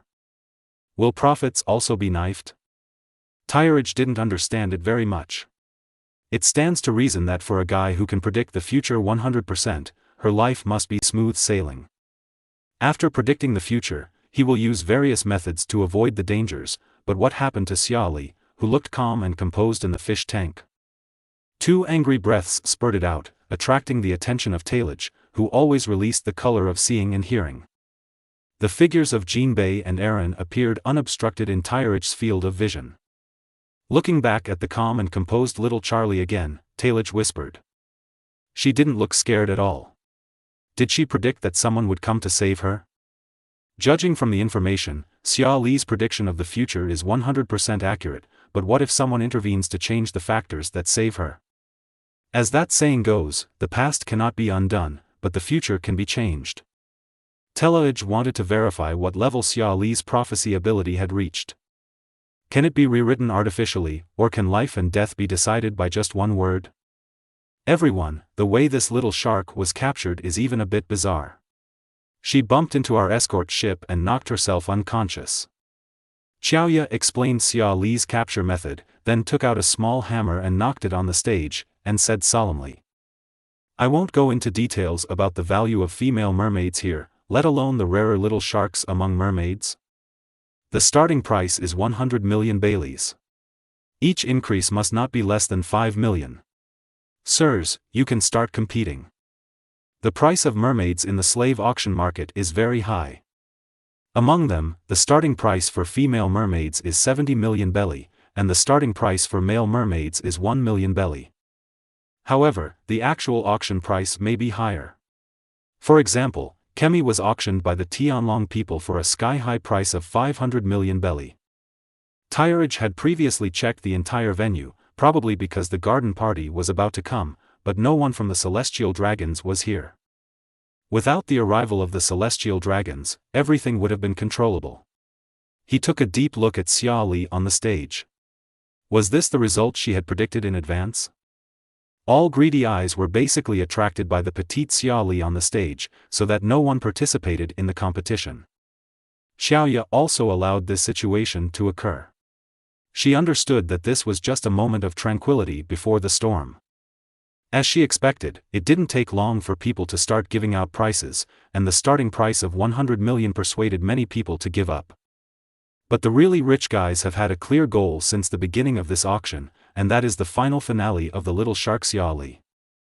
Coulter, who was wearing a red suit and had greasy hair, hid in a box at the back and was the first to call out the price. I'll give you 100 million belly. Because he offended a certain celestial dragon, in order to continue to survive here, he had to get this little shark, and he would not hesitate to spend his entire fortune on it. 150 million. 200 million. The minimum price increase of 5 million seemed to be a joke.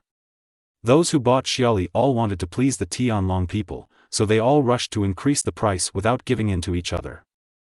Leo moved a few steps to the side, and the resentment, envy, and jealousy that seemed to condense into substance made the honest guy a little scared. Tyrich's eyes widened. Why are these weak guys so rich? Why is he, who is so strong and from a prominent family, so poor? Why? I'll pay you 10 belly. When the price rose to 500 million belly, Tyrichj roared out. He couldn't bear it anymore and wanted you to see what money power is. Chapter 51. I think you are awesome. No one questioned Talij's bidding. At most, they lamented that this guy's money was blown by the strong wind. Others ask for tens of millions, but you can start with just a few hundred million? How can it be repaired? Eren clenched his fists, with fire in his eyes. They came to rescue Xia Li this time. Although Jinbei received funding from the Dragon King's palace, they only brought treasure worth 1 billion. I thought that everything would be enough to save my sister, but I didn't expect that the damn human being would lose all hope in one fell swoop. Don't rush. Jinbei has a calm personality and knows not to use violence here, otherwise they will be even more dangerous if they are exposed. I remember that guy's aura. Jinbei controlled the impulsive Eren and shouted in a low voice, when the auction is over, let's find another chance to get Charlie back. Eren looked at the countless guards holding instruments around the scene, stopped struggling, snorted coldly, and stared at Talaj's figure, wishing to tear him apart. No one doubts that there is something wrong with the price, Telig shouted. After all, there is not much difference between 1 billion belly and 10 belly, right? However, these people do not include Leo, the honest man next to Tireg. Leo's mouth twitched, his eyes squinted at Talig's open wallet, and he stammered. Young master, are you really not going to get beaten this way? Tireg curled his lips, raised the wallet in his hand, and said proudly. Leo, do you believe that this young master can buy that mermaid with just this little money? Leo's honest face clearly showed disbelief as he shook his head and said. Master, if you can really buy it, I, Leo, think you are awesome. What does it mean to be considered powerful? To be considered powerful is the highest honor among men. Who can withstand this temptation? Talig raised the corners of his mouth slightly and said with a smile. Look at you, I'm going to let you know a lot today. No matter what Leo thought, everyone else at the venue believed it. Carter in the box gritted his teeth and looked around the entire auction house, trying to find out who paid the high price of 1 billion belly. His face was gloomy, and he wanted to cut that guy into pieces. In order to please the Tianlong people, he took out all his coffins. Carter's figure walked out of the box for the first time, and the words with murderous intent, spoken from his Drake voice, always lacked some flavor. I am Carter, and everyone here must know my temperament well. I, Carter, am bound to get this shark. If anyone else dares to fight for it with me, don't blame me for being ruthless. I will pay you 1.23 billion belly. The name Carter has a great influence in the Sabaody Islands, and people who don't deal with him usually just hear about it in the morning and die in the evening. And when Carter finished speaking and the whole place was silent, Talig secretly locked the aura of this figure so that he would never leave the range of his perception. When Xiaoya saw that no one had raised the price for a long time, she glared cryptically and threatened Carter with words, but she had no choice but to make a show of taking the hammer for the first time. 1,230 million times. There was silence. After a long delay, Xiaoya saw that no one was bidding anymore, so she had to give the second hammer. 230 million times. There was another moment of silence, and just when Colt thought he had stabilized, Tireg on the side raised an evil smile. He was just counting how many Baileys he still had, so he didn't give an offer in time. Now he found out that there were 21 coins in total with a face value of 1 Pele. I saw his right hand pressing on Leo's shoulder, and when Leo looked confused, he jumped up and sat on his neck. With a contemptuous tone, he looked down at Carter, who came from behind the scenes to the front desk, and said, Just give me a break if you are poor. Lousy comes out with 21 Baileys. Poor then, stop everything, 2 billion Baileys. Talig's yelling and cursing echoed repeatedly in the closed auction house, continuing to impact Carter's nerves. Dogs that bite never bark. Carter looked at Talig, who was looking at him with a twisted expression, as if he was trying to remember Talig's appearance. What are you looking at? Tireg would not spoil him, so he continued to stimulate him. He took out a piece of booger from his nostril and ejected it at Carter, who was about to open his mouth to speak. Look at you, ugh. Carter's Drake voice instantly turned into the crowing of an old hen. He, who has a senior level of mysophobia, became completely red-eyed after picking out the foreign object in his throat. This auction house has the support of a big shot, and even he, who is one of the best in the Sabaody Islands, cannot afford to offend him. He had no choice but to glare angrily, point at Talig's nose and yell. Boy, you're dead. After the auction is over, don't leave if you have the guts. Tireg gathered domineering energy in his throat, spat out a mouthful of old phlegm, and said with disdain. Are you a primary school student? Don't leave after school. Why don't you visit some alley? Podgy. The thick phlegm was accurately breathed on Carter's greasy hair, and you deserve a good job. Never underestimate what a mouthful of thick old phlegm or a piece of black boogers means to someone with mysophobia. Seeing that something was wrong with the atmosphere at the venue, Xiaoya hurriedly gave the final hammer blow. Boom! Congratulations, sir, for buying our grand finale product, a shark-like mermaid, for a price of 2 billion Baileys. This auction ends here. Sir, please leave in an orderly manner. Adults who have photographed the items can go behind the scenes, where we pay and deliver the goods. After saying this, Xiaoya gave her subordinates a cryptic look, and everyone quickly pushed the water tank containing Charlie out and retreated. The atmosphere of this venue, which had obviously dropped to freezing point, was handed over to these lawless guys. Carter was so angry that he laughed, but he did not violate the rule against fighting in the auction house. He sneered and left with his hands behind his back. Boy, if you make Carter angry, I'm afraid you won't be able to leave this island, ha ha ha. There were sarcastic sounds from time to time. I don't know where this guy came from, but he didn't have all his hair. He dared to challenge Carter. I'm really tired of living. It's just that if you want to find a piece of tofu, it's not easier than this. Ha ha ha. Tyridge stared at the goldfish-catching duo in the distance, patting Leo on the head and reminding him that he could notify people outside to close the net. Catch the big fish first and scoop up a handful of the remaining shrimps. His proud soldiers are blessed. Looking up and looking around, I saw Jinbei and Aaron also disappearing from the auction house. Tyridge's expression changed slightly when he heard this, and he saw only two familiar glimmers of light, hiding in a building outside the venue, secretly observing the situation inside the venue. If the evil spirit persists, it will only gradually wither away. The corner of Tyridge's mouth moved slightly. Those two guys regarded him as a target, and he would suffer a lot. Chapter 52 How much does 21 Baileys weigh? There was a trace of far-fetched expression on Xiaoya's very seductive face. She looked behind the two Tylags and forced a smile. Sir. Stop joking with me. Are we delivering treasure or cash? Stop tea-smelling for me and get out of here. Tyridge's face was stern and he snorted coldly, do you think I'm joking? Humph. Xiaoya, who was being criticized, hugged her arms and snorted coldly. Her chest was squeezed even more fiercely by her, and a chill gradually appeared in her eyes. Then you're just here to cause trouble? If you dare to come here to cause trouble, I'm afraid you are in the wrong place. Xiaoya clapped her hands, and in just 1 minute, dozens of thugs from the auction house gathered from the darkness. Boy, this place is recognized by the world government. It's not the low-end stores with no rules that you went to before. Today you either pay the money obediently, or you leave your people here. After Xiaoya said harsh words, she gave up the field to the thugs who rushed out. They were seen holding swords, guns and sticks, and surrounded the two Tylags with malicious looks on their faces.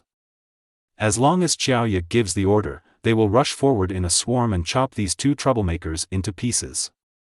Lieutenant Commander, is it time? Looking at the muzzle of the gun that was almost inserted into his mouth, Leo's throat moved slightly, and he looked at Tyridge aside and asked. You have the ability to kill all the people in front of you and nothing happens, but I will be nothing. Your name is Xiaoya, right? Tyridge was uncharacteristically uncharacteristic. He looked excitedly at the people surrounding him with weapons, and his greedy expression could not be expressed in words.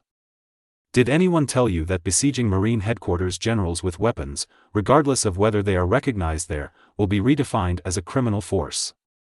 As soon as Tyridge finished speaking, with a tearing sound, Leo, who couldn't bear the pressure, tore up the inferior suit on his body, revealing the marine clothes underneath.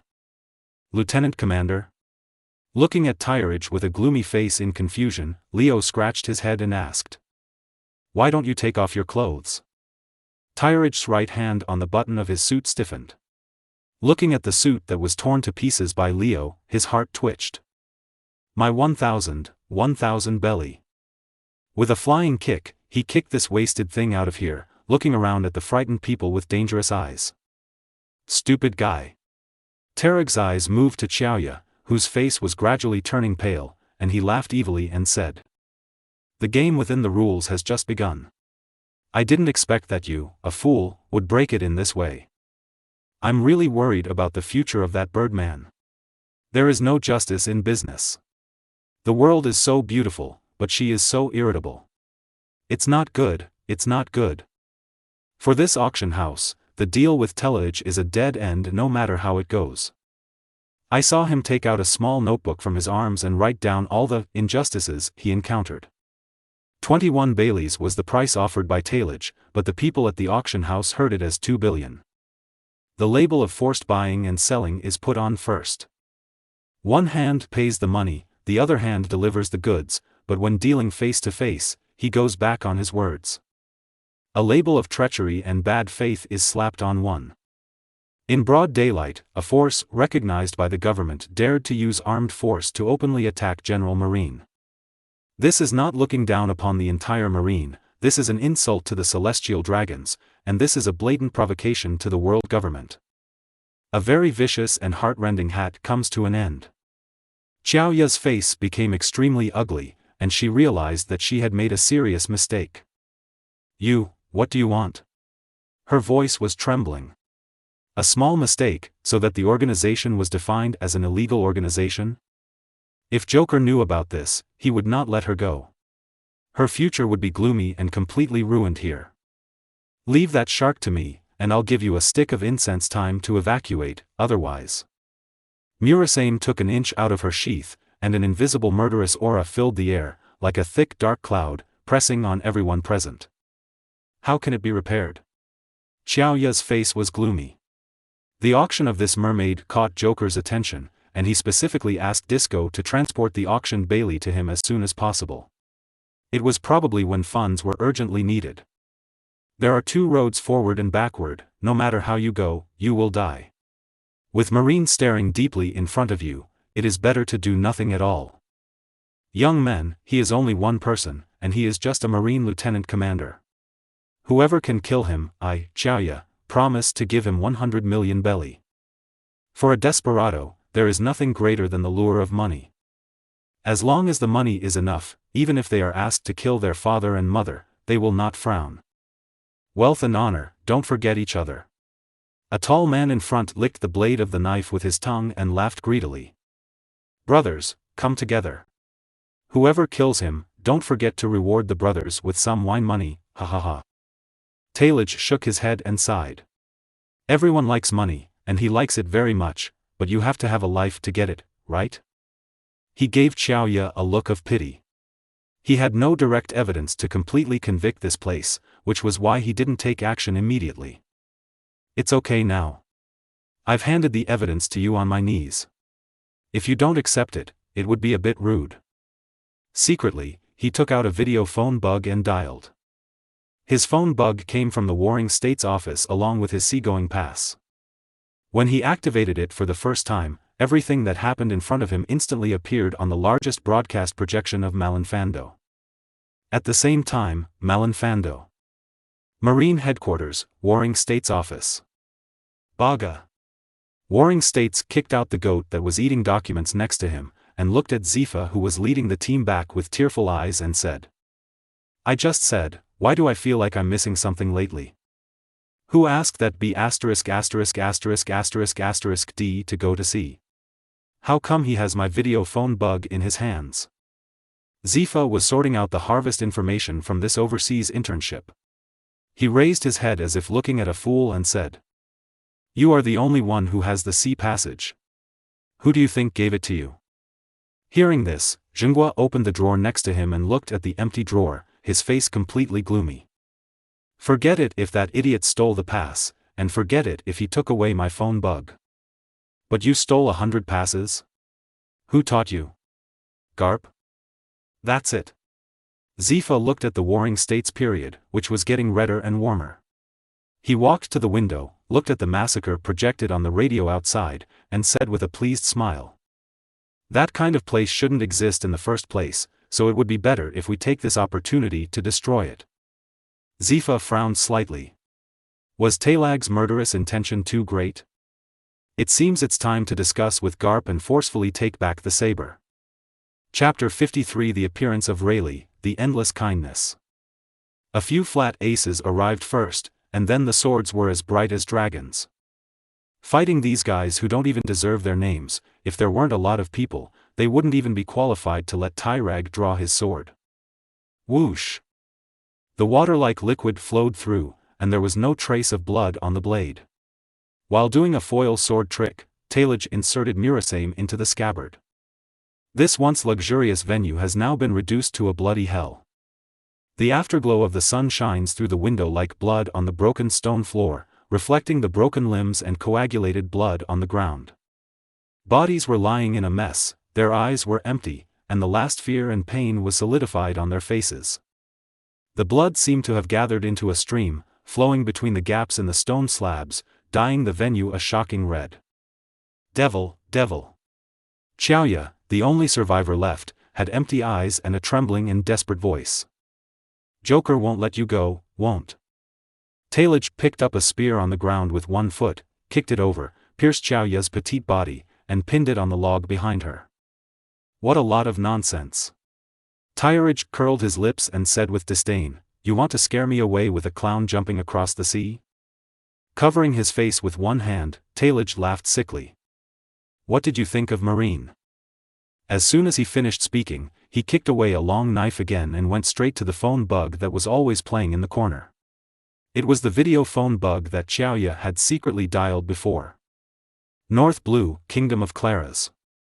Doflamingo, who was fighting with other pirate groups, sat on top of the ruins and crushed the phone bug in his hand. Foo, foo. I saw blue veins popping up on his forehead, looking up to the sky and laughing wildly. I said, Dover. Torpole, who had sparse teeth and looked like a typical sloppy uncle, shook his big snot and stuck it on Doflamingo's face, and said with a smile. Who challenged your authority again? Do you want to be an enemy of our family? Hey. Too close. Dover was obviously feeling disgusted, but he had to endure it forcefully, and his face became even more ugly. I said you were too close. Marine? He pushed the big snot in front of him away. The corners of his mouth under Doflamingo's sunglasses were grinned very long, and he looked towards the 88 branch, the largest branch of North Blue. There was a lot of meaning in it. Foo. At the end of the conversation, with the sound of "Kacha," the huge image of the telephone bug in Marineland Square closed its eyes. Different from Zifa, who had a distorted face by the window, Sengoku, who had an angry look on his seat, and Kizaru, who didn't care, next to him. On the square, Sakaski's face, which had always been fierce and sinister, showed a smile for the first time in a long time. You are worthy of being my subordinate. I wrongly blamed you, Tyrage. This kind of character of cutting weeds and eradicating all evil is not very suitable for their hawks. Kuzan is right, bloodline can't explain anything. Thinking of this, Akainu looked up to the sky and laughed a few times, threw the cloak of justice behind him, and walked away. His men are all fighting bravely to kill the enemy, so he can't be idle. He is going out to find something to do. I heard that North Blue has been a bit violent recently. He went to see what was going on. On the other side, Talage picked up the cigarettes on the ground after a long absence, took one out and held it in his mouth. Crack, click. With trembling hands, I tried many times to successfully ignite it. The backlash from the knife became even more severe, so much so that even though he had a strong will, he had to rely on external objects to distract his attention. Ahem. Talage seldom smoked and coughed constantly. The red light in his eyes flashed away, and a trace of murderous intent rushed towards the little shark Xia Li, who had been hiding in the water tank and watching everything silently. Tell me, what did you see? The cold words pulled the sluggish Xia Li back from her fantasy. She shivered and accidentally dropped the small crystal ball in her hand. Wow. Even if her abilities are growing and her character is maturing, she is still just a little girl over 10 years old. At such an age, she was exposed to scenes that she should not have been exposed to, but she was frightened and cried. Instead of being like the hopeless Ella, who kept vomiting and even fainted from fright, it was already very outstanding. Tyrage rubbed his temples that were beating rapidly. The little girl's cry was what he was most afraid of. It reminded him of his sister Maginot, who was far away in the East China Sea. Mr. Rayleigh, hiding seems not your style. Because in the recent period, Talag's knowledge and color has never stopped. He has been exercising, and his knowledge and color has increased. When Rayleigh sneaked into the auction house and was less than 100 meters away from him, Tyrage successfully captured his aura. Ha. Rayleigh was carrying a big bag of G bags with one hand. This was all the old woman's belongings. Tylag, I wonder if you can give me some face, the old man. Xia Li has a great favor for us, the Roger pirates.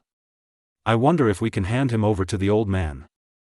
As Rayleigh stepped forward, a silver light flashed through her eyes under the lenses, and she fell into long-lost memories. Roger leaned down and laughed and asked. Hey, Shirley, when will the mermaid princess be born? Shirley, 10 years from now. Neptune, it seems like 10 years later. Roger, you are actually interested in this kind of thing. I really misjudged you. Roger, ha ha ha ha ha, don't worry. No matter when she is born, I will not come to snatch your daughter with messy hair. Neptune, it won't be matted. Captain, it is precisely because of this prophecy that the person waiting for you is not you? Sorry, Mr. Rayleigh. Tyridge had a smile on his face, but shook his head firmly, pulled Murasame out of the scabbard half an inch, and said in a dull voice. Whether it's from Marine's standpoint or from my own standpoint, I'm afraid I can't give you this face. At this point in time, it is impossible for Xia Li to appear at the auction of the Sabaody Islands. But now that she has appeared, it proves that there are unknown factors that affect the future she sees long after. And this unknown factor seems to be only Tyridge, the soul-piercing person 15 years ago. Are you ready to fight me? Rayleigh smiled helplessly, bent down and picked up a broken blade on the ground, and pointed it at Talag in the distance. Then let us solve it using the method above the sea. When it comes time to fight, even retired old bones can't move. What a strong momentum. Is this the oppression of the older generation? Rayleigh just raised his hand, and Tyrag felt a mountain of pressure, pressing towards him. The spoils of war belong only to the victor. This is the rule of history. Come on. Young man. If possible, Rayleigh would definitely not want to point the sword in his hand at these future hopes. But for some undying friendships, the deterrence of force is sometimes the most direct way. Chapter 54 The Late Blue Light. Clang. This was the third time Tyridge pulled out the demon sword Murasame today, and his own thoughts had been greatly affected by it.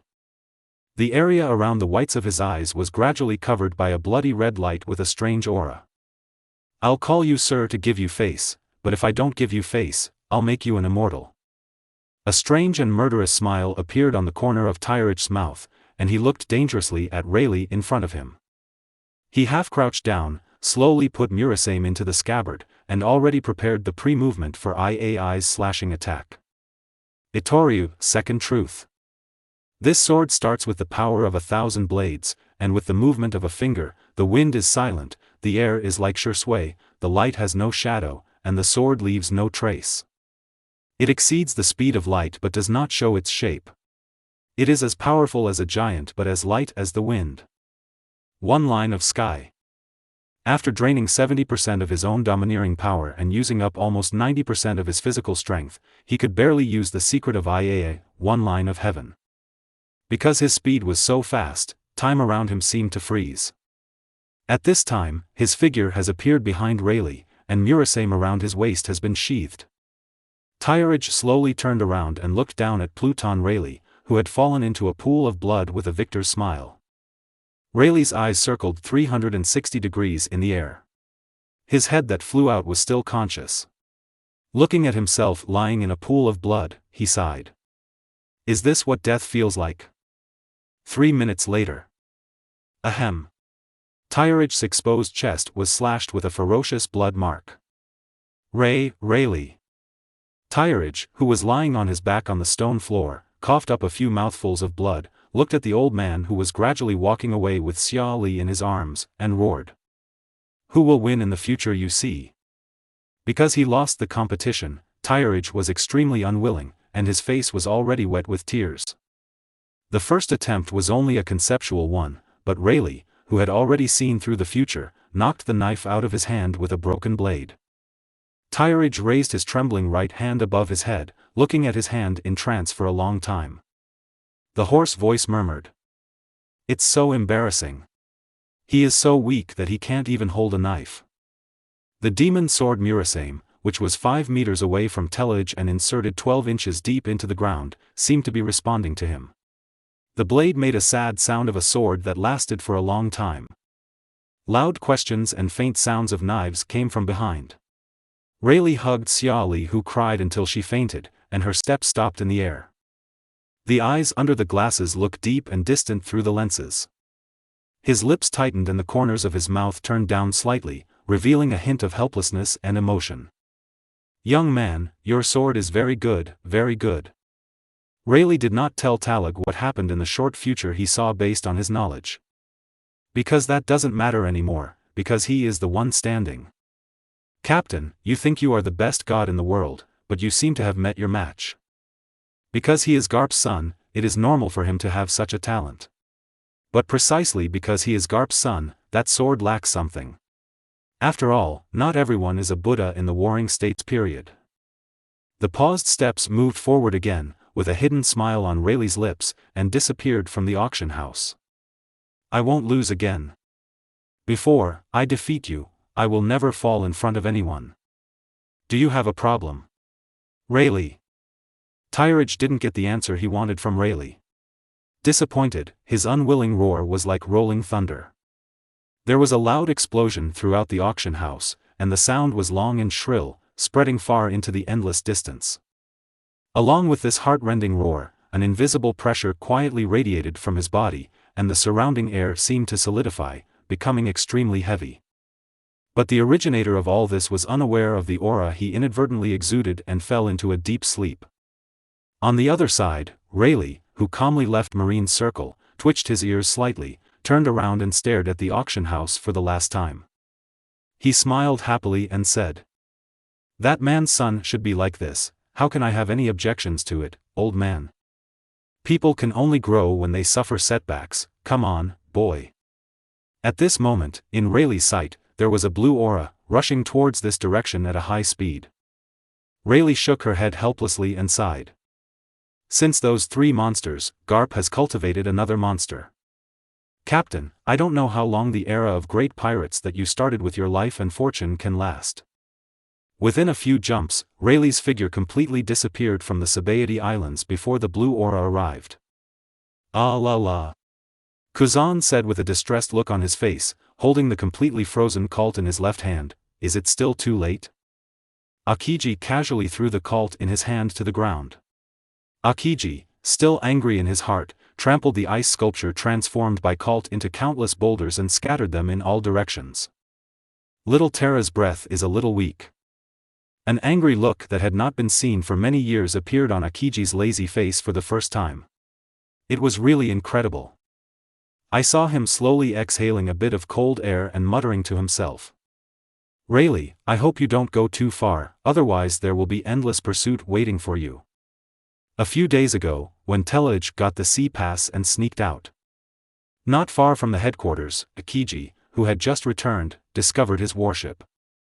Out of worry and having nothing to do, he rode his beloved bicycle and followed him all the way here. When Tyrage went out to massacre the gangsters, Akiji, who was hiding in the dark, was relieved but worried about taking more. After all, the murderous aura soaring to the sky was about to condense into substance, and Akiji was afraid that little Terra would lose himself in the fight. When Tyrage changed into women's clothes and sneaked in disguise, he laughed and took a photo. "And mail it to Mr. Garp, who is far away in the East China Sea, to share this happiness with him."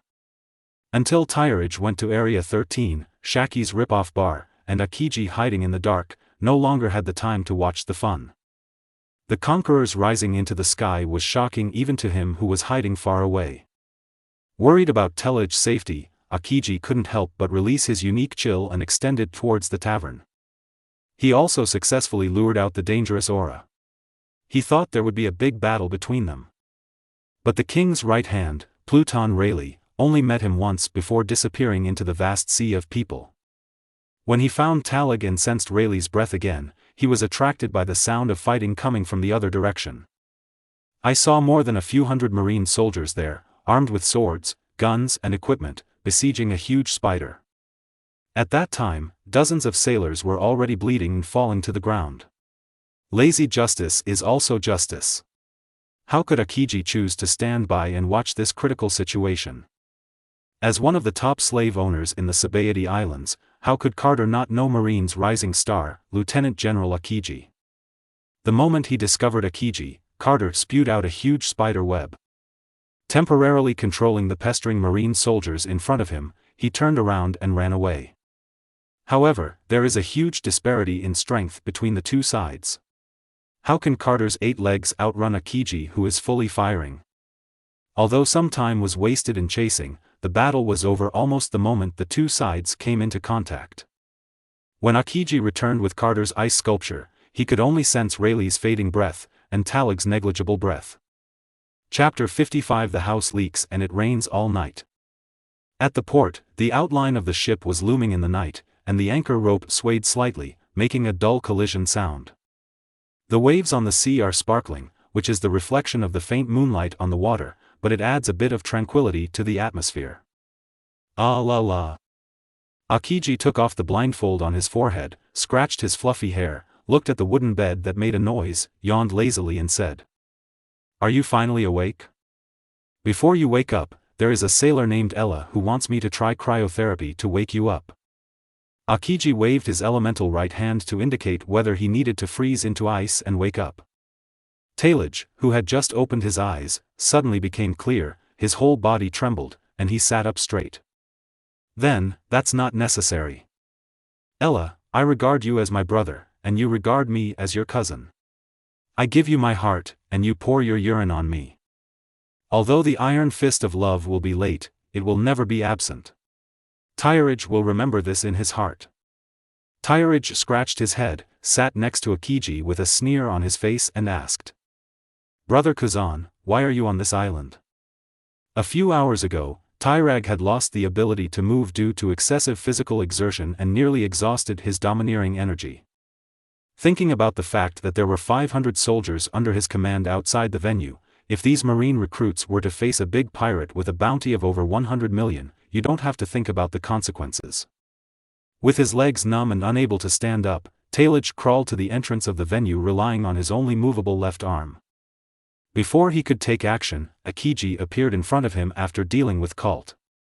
When the butt wiper appeared, Talig, who had persisted until now with willpower, finally couldn't hold on any longer, closed his eyes and fainted, and has been sleeping until now. "When did you come?" Akiji scratched his head, remembering the nude photos he had secretly taken and mailed to Mr. Garp, and looked at Talig with a serious face and said, "I forgot." Tairaj tilted his head in confusion, forgetting? How is this possible? This lazy elder brother will even remember that many years ago, he unintentionally agreed to find him a beautiful sister to date. I just asked him when he came to the Sabaody Islands. How could he forget such a small thing? Tairaj knew this person's nature very well. Once the other person pretended to be confused and said he had forgotten something, there must be something he was hiding from the other person. The suspicious look on his face always stayed on Akiji, who felt a little guilty. What on earth could be worthy of being deceived by the other party? Tairaj looked at Akiji, who looked guilty, and fell into deep thought. There was some silence in the cabin for a while, but it was finally broken by a scream. Oops! A trace of cold sweat streaked across Tairaj's forehead, and the corners of his mouth twitched from time to time. The stiff neck creaked as it was twisted, and the smile gradually became a bit dangerous as it was far-fetched. Ah la la. Akiji dodged and easily dodged the incoming iron fist, and chuckled. Little Taira, didn't you say when you were a child that it is better to have fun alone than to have fun together? I just took a nude photo and sent it to Mr. Garp. It shouldn't be a big problem. The iron fist that Tairaj was about to swing again stopped 3 inches in front of Akiji's face, his eyes dull. I thought it was safe to take pictures with your bad taste, brother, but I didn't expect. The devastated Tairaj took a few steps back involuntarily, and his body hit the wooden bed. The sky is falling. Stuck. His hand accidentally touched Murasame on the bed, and Tairaj suddenly became murderous. At this moment, there seemed to be countless demons in his heart that were tempting him, asking him to fight to the death with that low-level, evil-minded man. Hey, I'm just letting Mr. Garp take a look, so I won't draw the knife. Seeing that the aura on Tyrag's body was getting more and more dangerous, Akiji couldn't help but take a step back, and fled through the door while transforming into elements. In the end, Tyrage did not choose to fight to the death, and lay on the bed helplessly, with a glimmer of light in the corner of his eyes slipping from his face. At this moment, because of Akiji's actions, the only remaining face of Tylag was torn off, and he even put it on the ground and stepped on it a few times. If Akiji knows, it means Garp knows. If Garp knows, it means everyone in Windmill Village knows. If everyone in Windmill Village knows, will the world be far behind? As the saying goes, wealth that does not return to its hometown is like walking in brocade at night. There will always be a day when Tyrage wakes up, but now he doesn't even dare to think about the day when he returns to Windmill Village. Will the pornographic photo that Akiji secretly took be posted everywhere? Will Sister Maginot enlarge the photo dozens of times and post it in her tavern for people to look at, just like looking at a clown? Oh, I forgot to mention it just now. Akiji leaned against the iron door of the cabin and stuck his head out, scratching his fluffy black curly hair, and said with a smile. Cart was accidentally defeated by me, which means that you cannot submit the task this time. It is said that you promised your subordinates 20 million belly before. Pung. Tyrag, who fell to the ground, chose self-hypnosis and fainted again. Ah la la. Seeing this, Akiji no longer hid, walked forward, knelt down, poked his head, and sighed. Promise made to subordinates, escaping will not solve the problem. The cold-hearted Kazan took out the mission report he had completed from the pocket of his white suit and covered it on the navel of the shirtless Talag. Tyrage's right hand moved inadvertently, and he saw that 2 fingers were already tightly holding the thin life-saving straw, and he would not let go no matter what. Akiji left, riding his beloved little bicycle and disappearing into the sea where night had fallen. At the same time, with Akiji paying 10,000 belly for freight, Newsbird rushed thousands of miles, and the bird kept resting. After replacing 3 Newsbirds midway, the only photo in the world was delivered to Garp in Windmill Village. Ha ha ha. Ace and Luffy are left to you. I have to go out for something. Garp held Luffy's calf with one hand and threw Luffy towards the confused Ace on the bed. Because Garp's emotions were so high that he couldn't control himself, the 2 brothers, who had met many years in advance, collided with each other and fell off the bed. Dayton on the side made a sliding shovel and used his body to catch the 2 miserable brothers in time. Garp! The frightened Dayton roared. This is already the 7th time this month. It's okay, Ace, aren't you afraid that Luffy will knock his head off? Ha ha ha. Garp held a photo with one hand, pressed his nose indifferently, and said with disdain. That's my grandson. How could he die young because of such hardships? Dayton is already numb, this little ordeal? Are you referring to throwing Luffy, who was less than a year old, into the river to take a bath? Or hang it on a hanger to dry? Or should we tie Luffy and Ace to balloons and let them pick the stars in the sky? Tenacious vitality is the foundation of all strength, ha ha ha. But they are still too young, Baga. Dayton couldn't stand the old man anymore, so he put down the confused Luffy and the frightened Ace, and punched Garp away. This also caused the photo in Garp's hand to fall, and Dayton picked it up. This is. On top of it was a pretty girl holding a parasol, wearing a red dress, with long pink hair and bright red lips, posing as if she were kicking a wild dog away. Chapter 56 The 3 Missing Sisters. There was a gentle breeze, the sun was just right, and the waves lapped gently at the side of the boat. The warship has already left the Sabaody Islands and is sailing towards the Marine headquarters. Did Tetsolo disappear? Terag was lying on the deck under the parasol with a look of enjoyment on his face. Hiss. He glared at Ella, who was pressing his feet, and scolded. Which acupuncture point are you pressing? This sour feeling went straight to Tianling Gai, causing him to take a breath of cold air. Ella, who had a bruised nose and face, lowered her head to look at the acupuncture point map on Telag's feet, and murmured through the gap between her swollen eyes. It has the word, kidney, written on it. Does it hurt? As he said that, he clenched his fist again and drilled in hard with the fist bone. It hurts, it hurts. Tyrage's voice trembled slightly and he questioned, how is it possible? Attack me. Accompanied by the cramping pain in his lower abdomen, Tyridge's face turned red, but he remained silent. I haven't rewarded myself recently, why am I so empty? Marineland, there are still 3 days left before the garden party. Warring States and Zifa stood in front of a map the size of a wall, meditating for a long time. It was like asking, but also like it was affirmative. Zifa, I want to choose the location of this garden party in a windless area that is inaccessible to people. What do you think? Zifa sighed helplessly.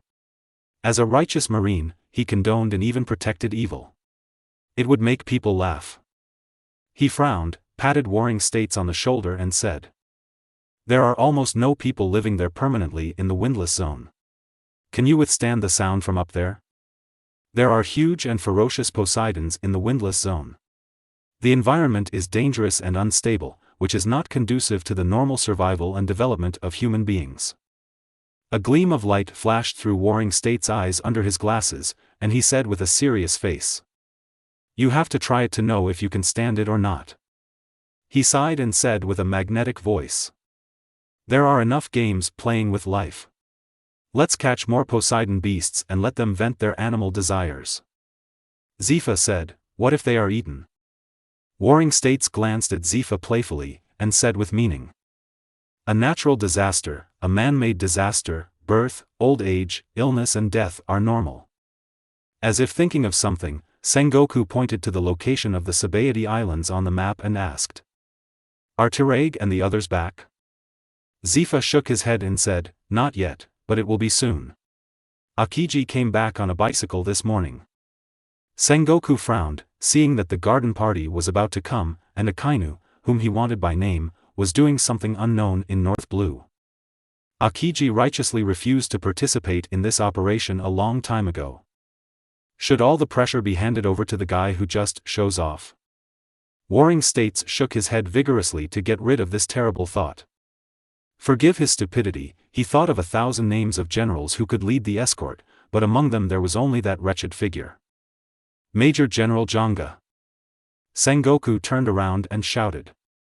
Soon, his deputy Cheongjia trotted in and saluted. Warring States General, General Zifa. Warring States waved his hand to signal that he was welcome, rubbed his temples that were aching from too much thinking, and said, inform Tyridge and ask him not to return to the headquarters. Let him serve as a reconnaissance force and go to the windless zone to clear the obstacles. Yes. The Major General saluted once again, turned around and left. I am on a warship in an unknown sea area. Ella, pour me a glass of wine. Yes. Lieutenant Commander. Ella, peel the grapes. Yes. Lieutenant Commander. Ella, will it be okay if you use essential oil on your back? Yes. Lieutenant Commander. Ella. Why does dragon fruit have seeds? Yes. Lieutenant Commander. With a bruised nose and face, Ella's eyes were dull, and her hands trembled as she took a big bite of the dragon fruit. The taste of it was hard to describe in words. Lieutenant General Kazan, your subordinates hold you in their hearts, but you throw them into the abyss. Ruskina. An uninhabited island located northwest of Daughter Island in the windless zone. The island is characterized by 48 seasons, one for each week, and the seasons cycle up to 48 times a year. It is said that there used to be a country here a long time ago, but it was defeated in the competition for survival and now it has become a dangerous zone where only ferocious beasts live. Tyridge lay under the umbrella on the deck, peeled Ella's dragon fruit which had become a puddle of mud after peeling the seeds, and stuffed it into Leo's mouth lying next to him. Looking at the prototype of the island gradually appearing in front of the sea, a smile appeared on the corner of his mouth. Ask me to investigate? Investigation is impossible, even in this life. Laozi has led his troops to fight for several days, why can't he find a place to enjoy himself? The island in front of her, named Ruskina, was exactly the vacation spot Tyridge chose. While there was plenty of game, the environment was still rattling. The honest Leo on the side was enjoying Ella's ice massage service while eating dragon fruit. Using silent spoken language, he continued to output to Ella the words that Telage had previously taught him. There is an old saying in China that he who knows the current affairs is a hero. Ha ha ha. Looking at Ella, who looked aggrieved, Leo laughed out loud. The superiors are serving the subordinates. Family members, who knows this feeling? At this time, Ella was holding an ice cube in her hand to apply ice to Leo's smelly big feet, with several black lines drawn on her forehead. I cursed in my heart, I'll go to school at 8 in the morning. While Leo was looking up and laughing, he stuffed the ice cubes that had turned into gray-black into his mouth. In the other direction of Ruskina Island, in the sea not far from the island, a strange ship stopped there. I saw that the ship was composed of 2 huge snake heads, which was majestic and gorgeous. The main color of the hull is red and black, and the word 9 snakes is written on the large sail. Boya Marigold, there is no shadow of the ship on the port side. Poya Sundarsonia, there is no shadow of the ship on the starboard side. Boya Hancock stood at the highest point of the observatory, holding a monocular telescope and looking into the distance, cheering crisply and melodiously. There is no ship shadow ahead, the view is good, there is nothing abnormal. Ha ha ha. The 3 sisters who were playing role-playing games gathered together, looked at each other and laughed. Hancock is only 12 years old, but it can already be seen that he is a beauty, and his appearance when he is happy is particularly touching. Her long, dark hair swayed in the wind, and her wheat-colored skin glowed with health. The bright big eyes curved into crescent moons, shining with joy, and the pink mouth opened, revealing white teeth, and 2 small dimples were looming, innocent and cute. Sister, it's my turn to go to the observation deck tomorrow. Sonia hugged Hancock's forearm and shook it back and forth, coquettishly. You. It's not like I won't let you go, we have agreed to do it one person at a time. Hancock nodded his sister's forehead lovingly and agreed with a chuckle. Yeah. Sandasonia cheered and struck a victory pose towards Marigrud on the side. Then, the 3 sisters once again started their new round of pirate games, completely unaware of the ripples appearing in the seawater below the pirate ship. The sun was shining brightly, and a human-shaped figure with fins was reflected on the hull of the pirate ship through the seawater. Quietly, without even a scream, the 3 sisters were instantly stunned by a water column and pulled into the sea by a huge fishing net. On the deserted deck, only a water-stained monocular telescope was left, swaying there as if looking for its owner. Chapter 57 June Faishua, Tyreage was wronged. No one is allowed to leave the radish tree without my order. Otherwise, if you are eaten by wild beasts, Lousy will not look for your remains in the dung heap. Under the 30-meter-high radish tree on Ruskina Island, it is the only area where the beasts on the island can avoid it. At this time, this large tree with a radius of nearly 5 meters was surrounded by marine soldiers in uniforms. The season on the island this week is autumn, and the sea breeze blows slowly through the dense jungle, which is very cool. Everyone lit a bonfire, grilled tender and juicy barbecue, drank the wine brought from the warship, put their shoulders on each other, and hummed the widely circulated song Binks's Wine, which was very happy. Strange, what is the reason that can make these beasts so strong? Tyreage did not participate in their banquet, but leaned on a thick branch on the radish tree, using his sense of knowledge and domineering to sense the situation on the island. Judging from the reactions to what he saw and heard, there were dozens of auras that even Telage had to take seriously. I don't know why, but since his defeat at the hands of Rayleigh, Tylag always felt that his overall strength had risen to several levels. If his perception was correct, he should have reached the level of a lieutenant general in the headquarters. If he attacks with all his strength, even those top experts will have to take it more seriously. Even so, there are auras on the island that can easily defeat him, as well as the number of hands. Call out. Who? Tyreage turned his face in an instant, narrowly avoiding the domineering arrows that were shot from nowhere. The figure rose into the air and looked around. Tyreage's sense of observation was released to the maximum, and he carefully sensed everything around him, trying to find the person who made the sneak attack. Silly man, don't eat it. Ella kicked Leo away with a retaliatory kick, and stared at the figure slowly walking in the jungle with her deep eyes. Marine. I saw a woman wearing a tight top with a spider pattern,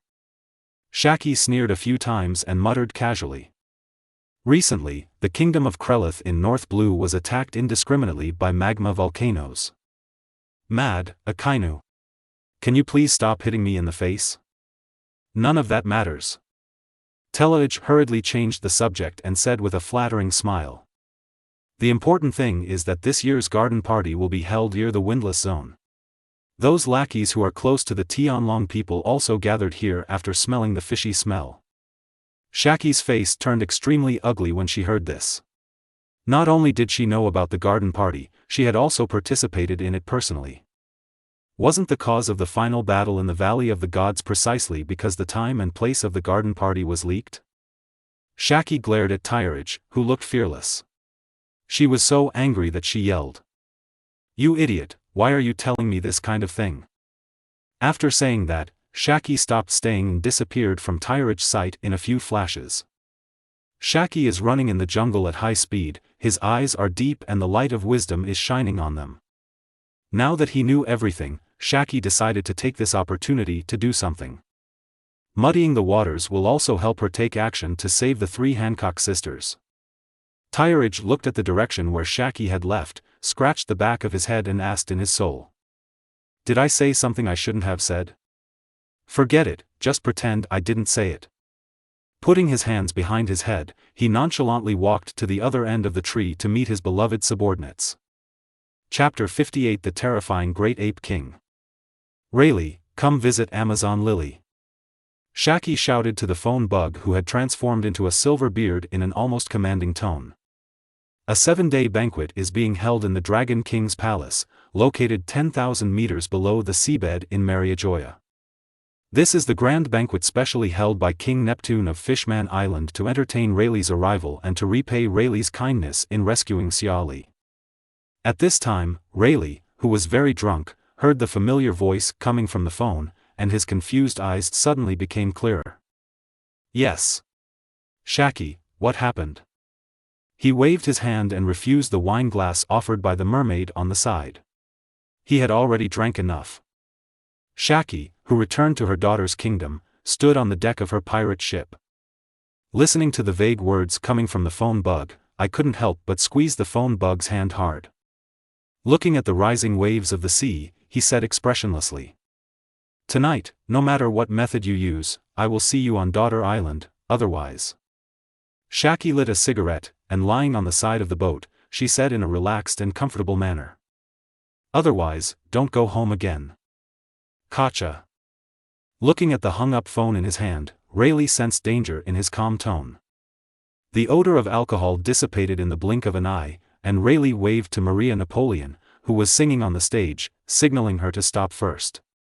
He said with an apologetic look. "Ms. Napoleon, I'm sorry for interrupting your performance. The old man wants to apologize to you first." As a young Napoleon, he had already made a name for himself on the bottom of the sea. The beautiful singing voice emanating from those flaming red lips has been loved and sought after by many underwater mermaids. Not only was Napoleon's singing captivating, but his personality was as gentle as spring. When she stopped singing, she shook her head and smiled. "Mr. Rayleigh, it's my honor to perform for you. You are so kind." At this moment, Neptune, who was also drunk, walked over in a daze accompanied by Princess Otoheim. Why did you stop? Keep playing music. Keep dancing." The petite Otoheim has long golden hair and is standing next to Neptune in gorgeous clothes. She pulled out the small wooden board she carried with her and slapped Neptune's tail side hard. He looked at Rayleigh with a ashamed look on his face and chuckled.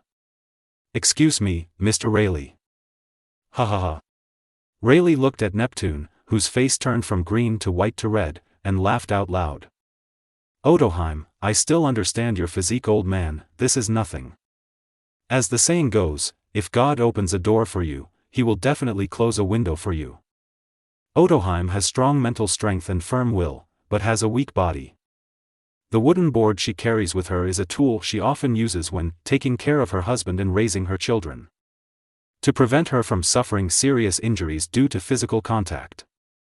Otoheim rolled her eyes at Neptune, who had fallen asleep, looked at Rayleigh apologetically and asked. "Mr. Rayleigh, what happened? Is there anything we can do to help you?" The lenses on Rayleigh's glasses flashed with silver light, and he shook his head with a wry smile. "It's not a big deal, it's just that the person in my family seems to be kicking me out of the house." "Ruskina. Come on. Captain Ella, you can definitely do it." "That's right. Captain Ella, you have to believe in yourself." Inside a makeshift circular guardrail, Ella, dressed in red, was being chased by a sturdy bull that was missing a tail. "Young master. Lieutenant Commander, did he provoke you again? Leo looked dumbfounded at Ella, who was being chased by the bull in the guardrail, and swallowed hard. As simple and honest as he is, one can't help but feel a trace of pity. This shows how vigorous Tyrich's revenge is. Talej was brushing seasoning on the ox tail on the grill. He raised his head and took a look, shaking his head helplessly and saying, "This has nothing to do with me at all. He told me himself that he wanted to try the cultivation method I used when I was a child. I am a kind-hearted person, so I reluctantly agreed to him." Leo's nose twitched a few times, and his saliva flowed out unknowingly. "What does it smell like? It's so fragrant."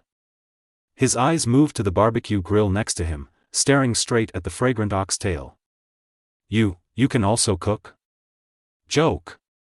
Tyrej finally sprinkled a handful of red chili powder on his face and said with a proud look on his face, "There is nothing in the world that I can't do." The system visualized 3 question marks, which appeared in Tyrej's mind, but they were exchanged for an extremely vicious sentence.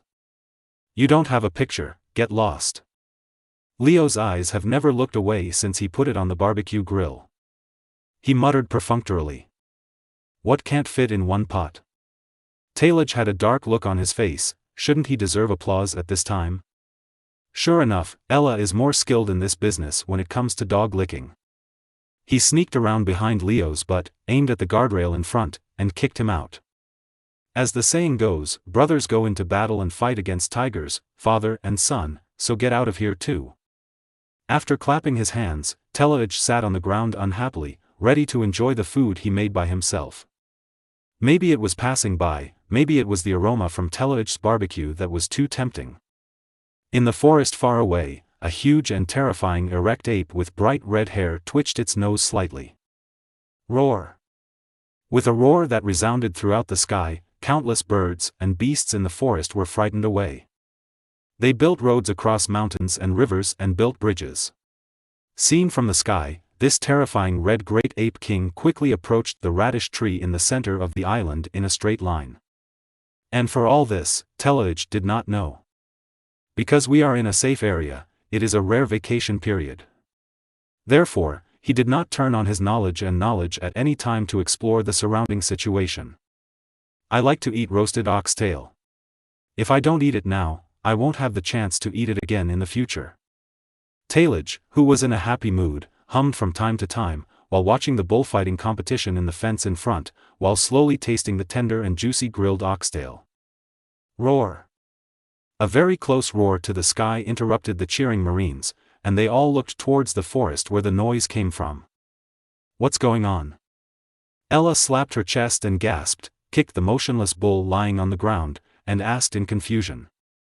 Leo was relatively big and not good at running. Although he was chased for a short time, he was already out of breath. "Mad!" Leo angrily kicked the bull several times, wiped all the unknown liquid from his boots on the bull's fur, and said disdainfully, "It must be Lousy's temperament that scared the cow to shit. Let me tell you. You're bragging that there are ready-made ones on the ground." With a look of horror on her face, Ella grabbed Leo's arm and started running back, shouting, "Lieutenant Commander, help me. I saw, in the forest not far behind Leo, a red ape king that was taller than a tree, looking straight at this place." Chapter 59. Do you also want to be a king? At least the great ape king has the strength of a lieutenant general. Tyrej stood up with a solemn expression. The red ape king confronting them in front of them was one of the terrifying existences he had sensed before. Fortunately, there is still more to fight. Looking closely, Tyrej found that the great ape king was not as strong as he thought, at least it would not defeat him easily. The previous large-scale perception was because there were too many terrifying auras on the island, causing the complex aura to cause him to have an illusion. "Young master. Lieutenant Commander, can you handle it?" Ella stepped forward nervously, looking at the silent ape king in the distance with slightly narrowed pupils. Tyrej glanced at the useless thing next to him and said with a playful smile, "You can go up there and make a difference, so what are you afraid of?" "Really?" Leo stood on the other side of Tyrej, and a glint flashed in the big fool's eyes. Tyrej didn't respond to him. He took a deep breath, exerted force on his legs, and used Moonwalk to instantly rush towards the Great Ape King in the distance.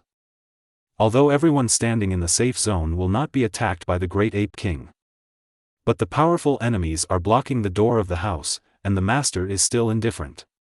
This is not Talij's character. What a strong breath of life. Tiraj stepped on the air with his legs from time to time, looking down at the Great Ape King below. The Great Ape King has a huge body, towering like a mountain. Every breath seems to stir up a strong wind, and his muscles are tensed, containing amazing power. Roar! The Great Ape King felt a figure appear above his head and roared furiously. He waved his huge fist and slapped his chest to vent his dissatisfaction. Then, with an aura that destroyed everything, he jumped up from the ground and punched Tiraj hard in the air. The ground was torn apart by the sudden burst of power from the Great Ape King, and even the Marines under the carrot tree felt the ground shaking. Well done. Seeing that the Ape King took the lead in launching the attack, Tiraj showed a look of excitement on his lips. Children raised by Garp are least afraid of head-on fighting. Dragon Claw Fist. His fists entwined with domineering energy formed a dragon claw posture, and he used all his strength to smash down with both fists from top to bottom. There was only a loud bang sound, and fists hundreds of times the size of each other collided fiercely. The sound was like a thunderous explosion, deafening. In an instant, an invisible force exploded centered on the collision point, forming an air wave visible to the naked eye. This air wave was like a raging wave, sweeping away crazily in all directions. Wherever it passed, sand and rocks flew up, and the surrounding big trees were torn apart and shook violently, as if they were about to be uprooted. Get out of here, lousy! Tiraj clenched his teeth, and new strength continued to pour out of his body, trying to knock down the jumping Great Ape King. It is hard to imagine that the Great Ape King, who has no focus at all, can compete with Talaj with just a moment of explosive power, which shows the terror of his power. The hat on Leo's head was blown away by the waves of air. He swallowed his saliva and muttered with dull eyes. It turns out Lieutenant Commander means that if we go up there in 3 minutes, the Ape King will be 70% full. Ella stood next to him, her mouth wide open for a long time, and she glanced at Leo and said, "You are thinking too much. It takes 3 seconds for us to go up, and 7 minutes for the Ape King to digest." At the two ends of the story, where the four fists collided, Tiraj seemed to be retreating. "Maid. You still have to use skills after all." Tiraj looked solemn and cursed secretly. He lost the strength competition after all. The difference between humans and beasts is that simple-minded beasts can only use brute force to defeat powerful opponents. On the other hand, when human beings encounter an invincible strong person, they will use their wisdom to create many techniques that can be used in combat, so as to achieve the goal of defeating the strong with the weak. Dragon's Breath. By tapping Arrancar, Talaj instantly burst out with powerful penetrating power at 0 distance. The two fists were like two black iron nails, piercing into the Great Ape King's fist flesh, effectively destroying it from the inside. Accompanied by the Great Ape King's screams, the fist, which was like a small mountain, exploded in the air, causing blood stars to splash everywhere. Roar! The Great Ape King, who had lost one hand, lost his balance while roaring and fell from the sky. Talaj exhaled and wiped the sweat from his forehead. The strength of this beast was simply too terrifying. He almost couldn't bear it. This wasn't the end yet. The Great Ape King, which was smashed into a forest from a height of dozens of meters, did not leave just yet. The tearing pain in his hand stimulated the Great Ape King's nerves, prompting him to fall into a state of rage and go crazy. For a moment, he no longer feared the radish tree in the center of the island, and aimed at the many Marines below. Damn!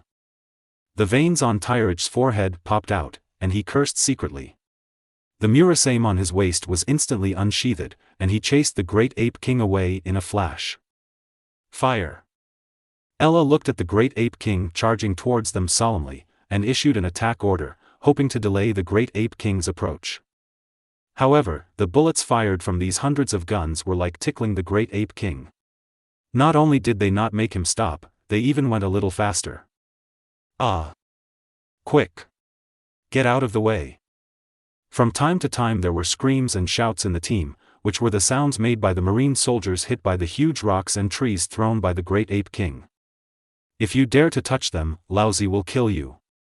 Talag, who was holding a demon sword, arrived belatedly and intercepted the Great Ape King in front of his extremely fast collision. A flying slash containing domineering power was swung away, and it successfully hit the chest of the fast-running Great Ape King, forcing it to stop. While the Great Ape King showed a frightened expression and did not dare to step forward, Tirage looked back at the wounded soldiers under his command, and suddenly he felt angry in his heart. Mater. They didn't even mention that so many people were killed or injured when they captured Carter, but now it's a beast that's causing trouble. An invisible coercion was released from his body unconsciously, impacting everything around him indiscriminately. "Young Lieutenant Commander," Leo murmured before fainting, "we are our own." As Leo fainted first, all Marine soldiers, whether injured or not, had their eyes turned white and fainted backwards or forwards. "Lieutenant Commander. Ella has a will of steel." During the extreme training in the officer training camp, even if she lost consciousness, she was still standing. He is the only man on this island who has not fallen under the domineering power of Tirage Conqueror. Ella, who had witnessed everything, looked sluggish. Because he was resisting the oncoming breath impact, his body kept trembling, and his lips were slightly opened and he sighed. "Lieutenant Commander, do you also want to be a king?" Chapter 60 The Heart of the Strong. Conqueror's haki spreads rapidly around Talag. The originally noisy jungle suddenly became quiet, the leaves stopped swaying, and the birds dropped their wings in shock. The violent movements of the Great Ape King stopped abruptly, and its eyes widened with a look of horror.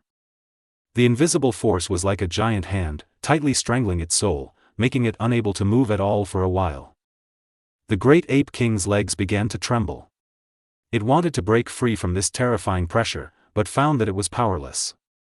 The originally arrogant momentum completely collapsed in front of Conqueror's domineering presence. Talag looked determined and walked forward step by step, each step carrying a decisive momentum. "Become a king?" Tirage sneered and whispered disdainfully, "What does that mean?" Looking back at the soldiers under his command who were dead and injured, Tirage clenched the demon sword in his right hand, and the coercion emanating from his body increased to a higher level. Just facing a gorilla caused heavy losses to his valued subordinates. How to talk about this murderous world, in this world with so many strong people? Only relying on the power he currently possesses to protect the family he cherishes more? A strong heart was slowly built deep in Tirage's heart. He wants to be the strongest, he wants to be so strong that no one in the world dares to be king. With every step he took, his aura would become stronger, until he reached not far in front of the Great Ape King, and his aura had reached its peak. The Great Ape King was completely suppressed by the domineering energy released by the figure under his feet, and slowly lowered his head. The fierce light in his eyes disappeared, replaced by endless fear and surrender. "Submit?" Tirage slowly raised his head and smiled evilly, "No. You are not qualified." Armed domineering winds up, and the black sword Murasame suddenly glowed with coldness. Tirage took a deep breath, held the handle of the knife tightly with one hand, and all the strength of his body was instantly concentrated on the blade. His muscles were tense and veins popped out on his forehead, like a volcano about to erupt containing endless power. I saw him suddenly take a step forward, and his figure galloped out like lightning. One blade styled Bright Moon. The black sword Murasame seemed to be alive in his hands, flashing with icy cold light and slashing straight towards the Great Ape King in front. Roar! Although the Great Ape King was frightened by conquerors, he did not give up resistance when faced with the fatal blow. He looked at the tiny figure leaping into the air with fearful eyes, waving his thick arms in an attempt to block Tirage's attack. However, Tirage's black knife was so powerful that it penetrated the Great Ape King's defense without any hindrance. There was only a click sound, and with just one blow, the Great Ape King's remaining arm was cut off. Then the power of the sword continued unabated. When the black sword came into contact with the Great Ape King's body, a scarlet crescent moon slowly emerged. In an instant, the Great Ape King's vitality was completely swallowed up by the demon knife that pierced his heart. Bang! The great ape king's body fell heavily backwards, like a collapsed mountain, causing dust to fly on the ground, and the sound of snapping branches could be heard endlessly. It's late at night. Amazon Lily. The daughter country, a country where only women live, don't have any illusions, don't go too far, if you still want to survive. On the high mountain surrounded by virgin forest, there is a deep cave carved out, like a natural fortress, where women established villages and established a country. The women here were raised as warriors. They are strong and have charming temperament. The country regards strength as beauty. At this time, on a certain shore of the island, the calm sea surface suddenly became rough, forming a large whirlpool. Through the bright moonlight, you can vaguely see the shadow of a huge creature struggling violently below the vortex. Wow! A chopping wave came from below the sea level, as if it was going to split the entire sea. With this huge chop, the sea water returned to calm again, but the dark blue in the past has been dyed blood red. Ha ha ha! With a burst of laughter, Rayleigh held an ordinary sword in his hand, jumped up from the sea, and landed smoothly on the shore. Wringing her soaked shirt, Rayleigh looked back at the blood-red sea water and muttered. Almost died. Sure enough, swimming all the way from Dragon King Palace to here is a bit too much for my old bones. Are you right?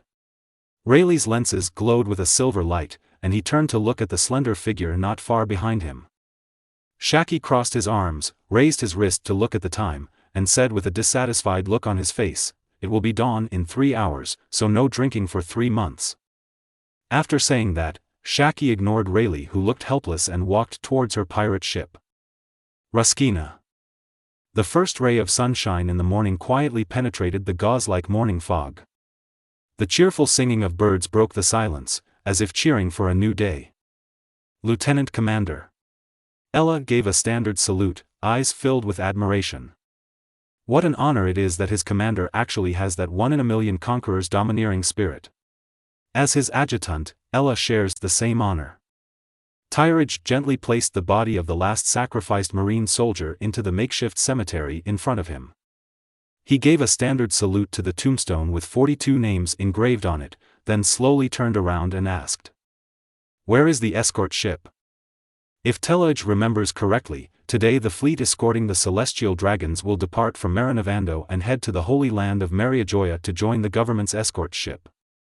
Ella looked down at the information in her hand, spread her hands helplessly and said, "Because Lieutenant General Akainu is still in North Blue, and Lieutenant General Akiji refused to escort, so." Telage raised his eyes slightly, opened his mouth in disbelief and said, "Don't tell me, it's that arrogant escort. Hey, he just accidentally leaked the news that the celestial dragons were coming to the Windless Belt yesterday. Can that ambiguous guy survive?" Ella nodded in confusion. Is there any difference between Kizaru and the other 2 monsters? He really didn't understand why Lieutenant Commander Tyridge looked so bitter and resentful. The corners of Tyridge's lips grinned. Porcelino was really leading the team. "My sister, I hope Tianlong people's wages are in place, otherwise." At the same time, far away from Marie Joya, Porcelino, who was wearing a yellow striped suit, stood on a warship with an indifferent expression, curled his lips and muttered. "Why should I lead the team? It's so boring." You are listening to it in Eugene Light Novels.